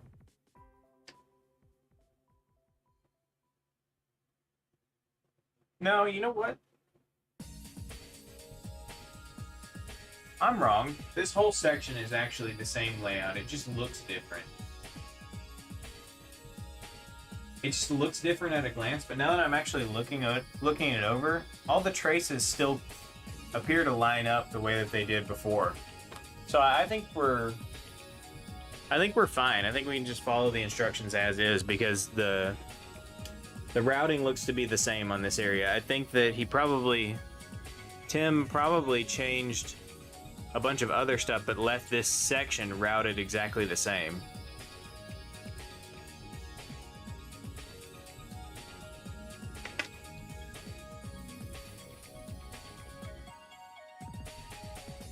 All right. Well, we'll go ahead and remove these components.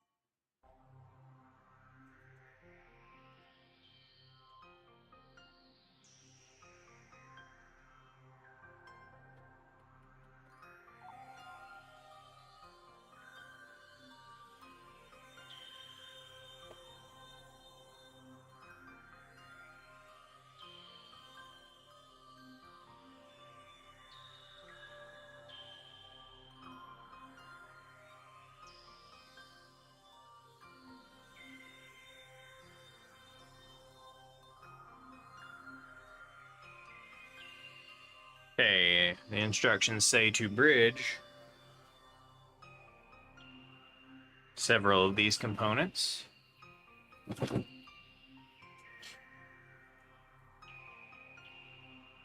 see.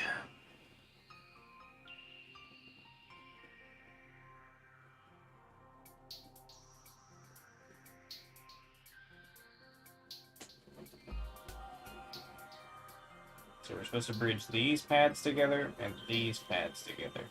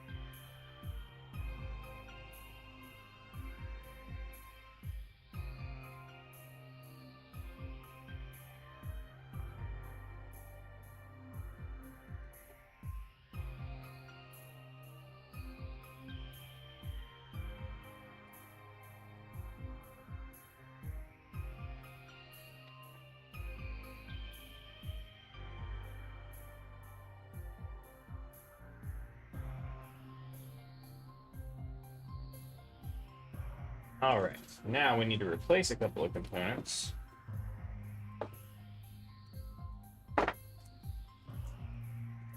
From this Console 5 kit.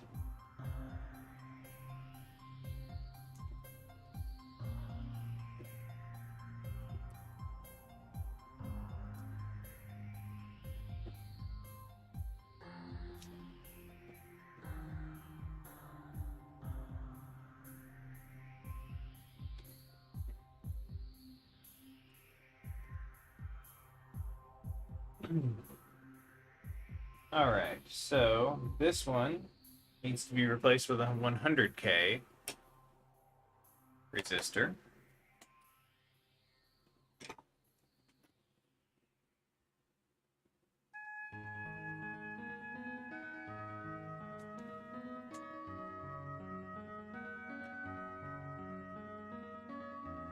Okay, So I'm colorblind, which can cause problems. This Console 5 kit is color-coded. This is green, right? It looks like green to me, but I can never say for sure. Can anyone confirm that this is green? The mark on this tape here, this component tape.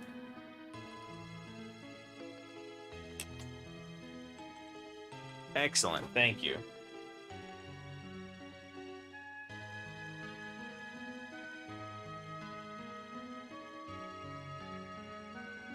A pro tip for anybody who sells any kind of mod kits or products or anything like this: don't color code parts. Colorblind people, such as myself, really struggle with color-coded parts. So, avoid color coding, please. Try to use some other label method.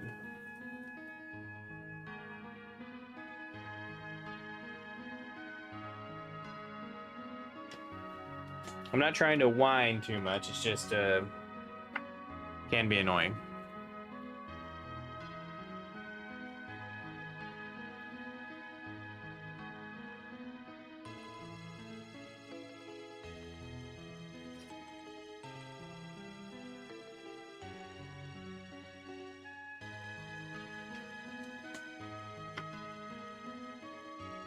Okay, let's see.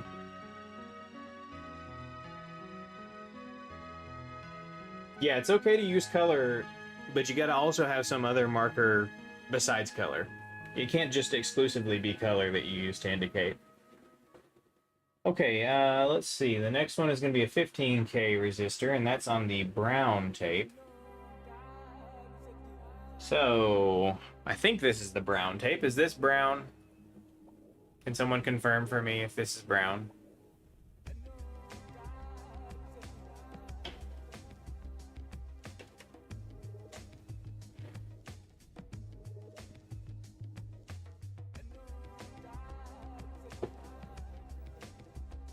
Anybody?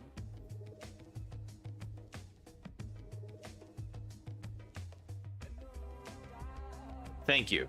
Excellent.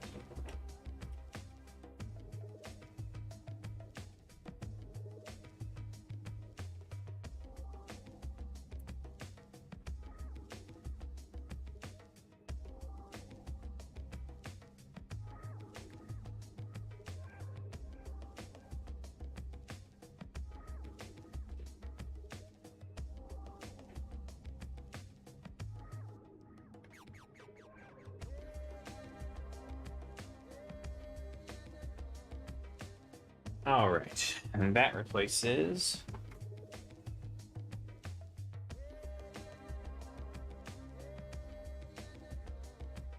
this resistor right here.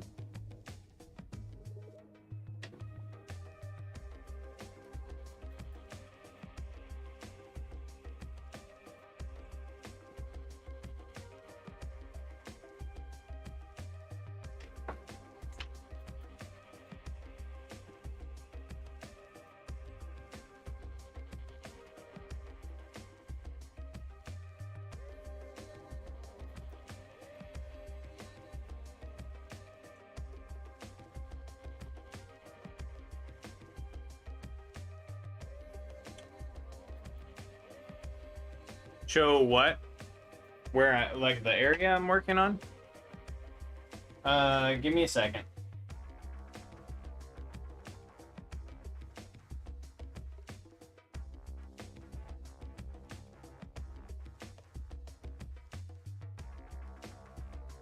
It's easier to swap out these resistors and stuff under the microscope, but let's see. So the area I'm working in is on the NESRGB kit right down here.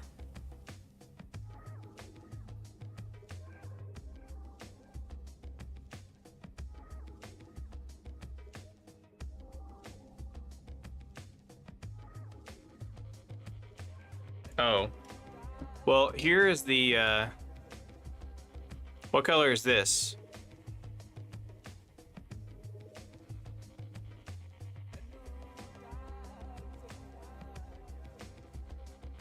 Because this was the other candidate for brown.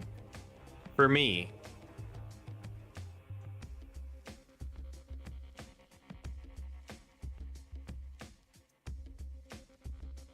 And this is the one I showed you guys.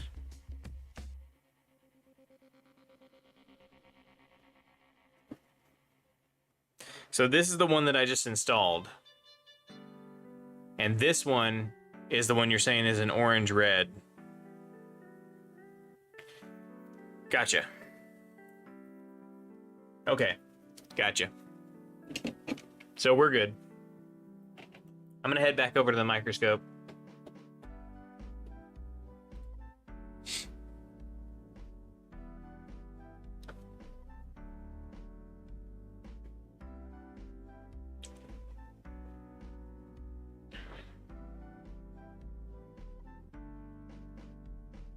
Okay, so the other one, this one here that is the orangish red, as y'all described it.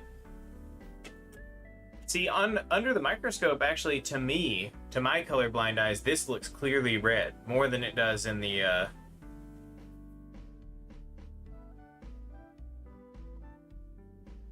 Yeah, red and brown is an especially bad color combo. I would have used yellow if I was coming up with a color code. I would use probably yellow, green, red, blue.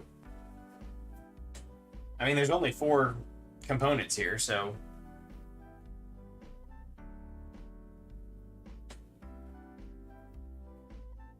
As a red-green colorblind person,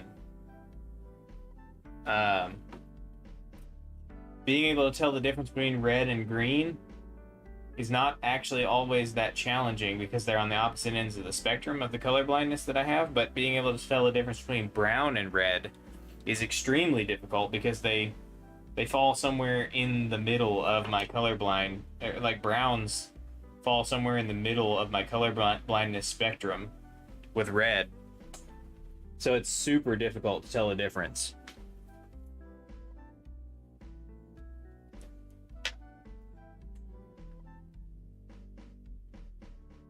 Okay, this one is a 20K resistor, and that's supposed to replace this one up here.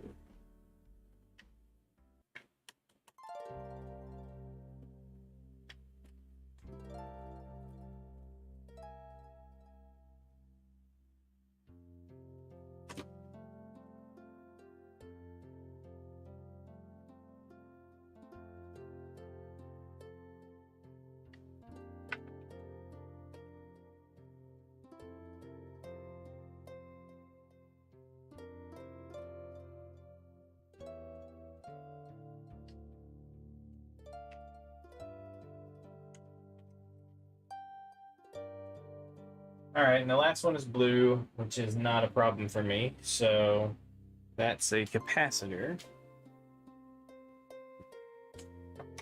That is going to replace this capacitor right here.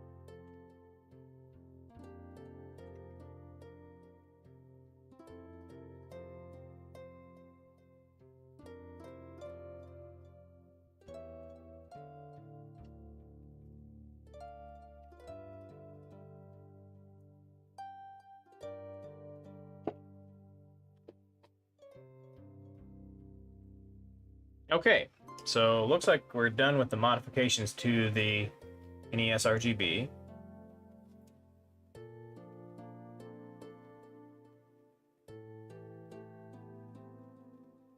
So now we need to finish the wiring.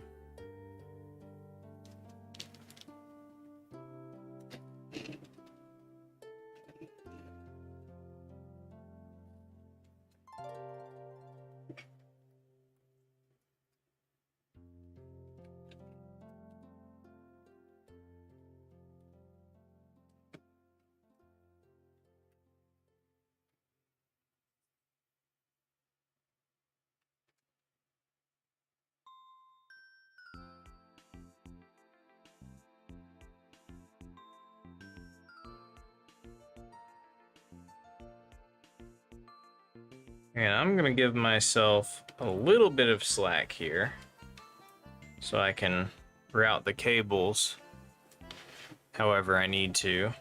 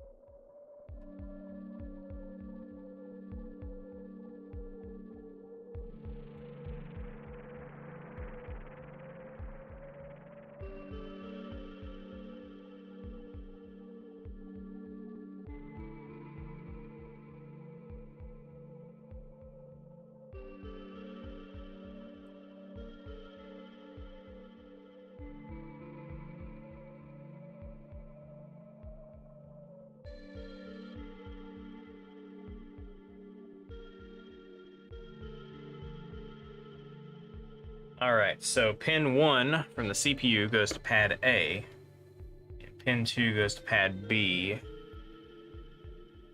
and I used a wire that has a marking for pin 1, so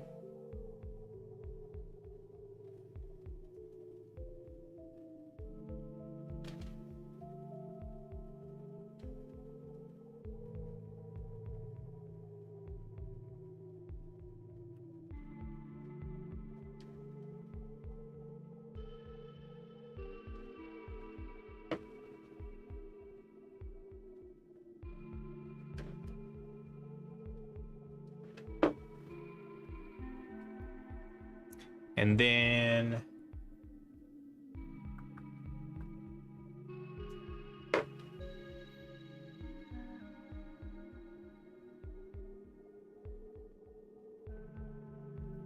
oh, the reason I wear the gloves is because I use, well, they get torn up pretty easily, but I use a liquid flux a lot of the time that is very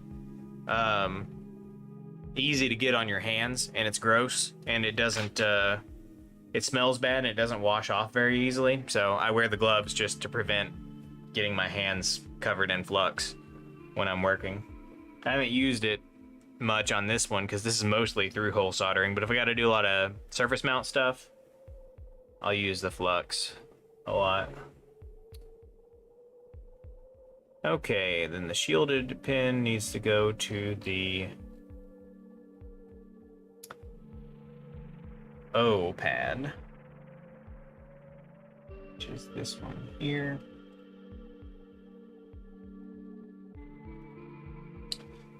And then over to ground.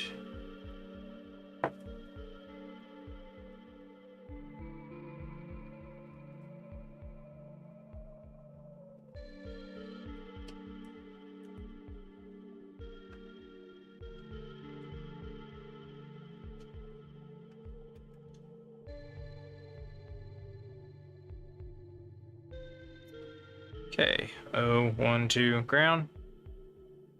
Looks good. Looks correct.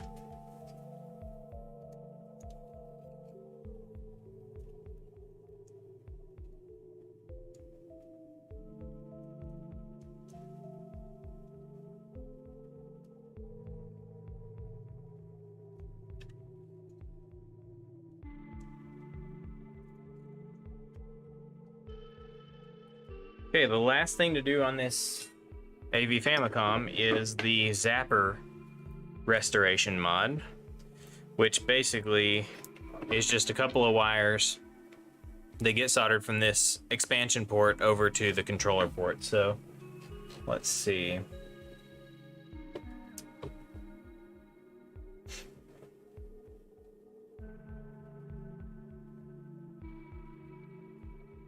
Oh, we should probably test this now that this is all wired up.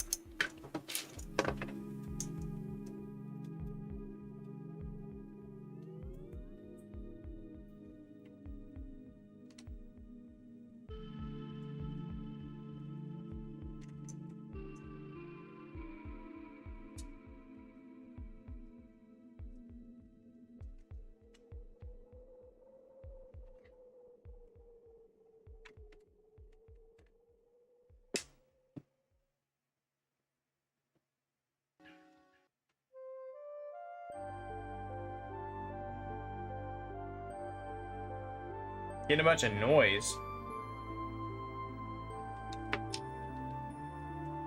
We weren't getting a bunch of noise before, were we?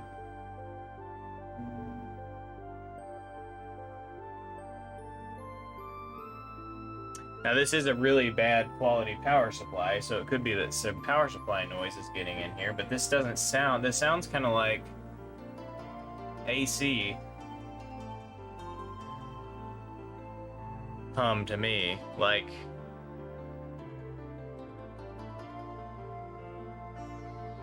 a ground loop or something.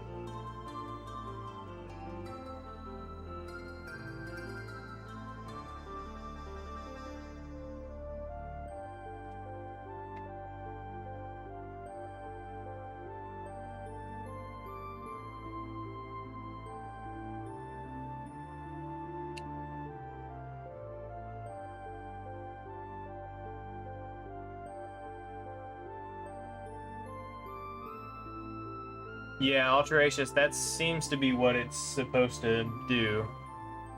Well, now the hum seems to have gone away. That's weird. Okay, let me get a controller plugged in here. Let's actually get a game running and see what audio sounds like after that.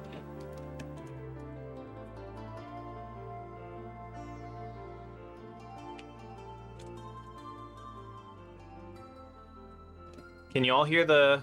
Oh, I don't have the game capture up. Sorry.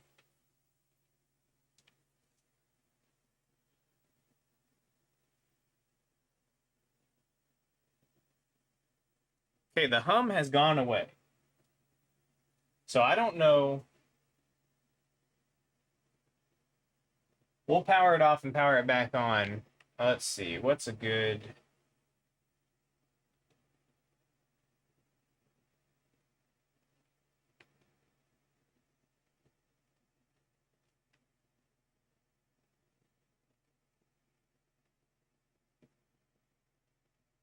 Which one is the one that I should use for... What's a good game to use for checking expansion audio?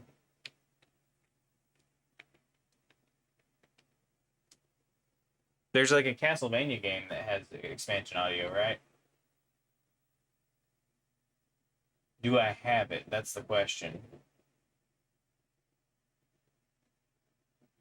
Does the English version of Castlevania 3... Do you have to have the Japanese version, don't you? So I think I've got the English version on here.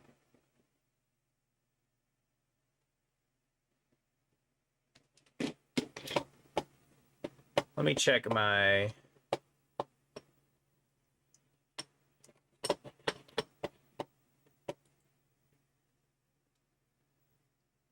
Oh,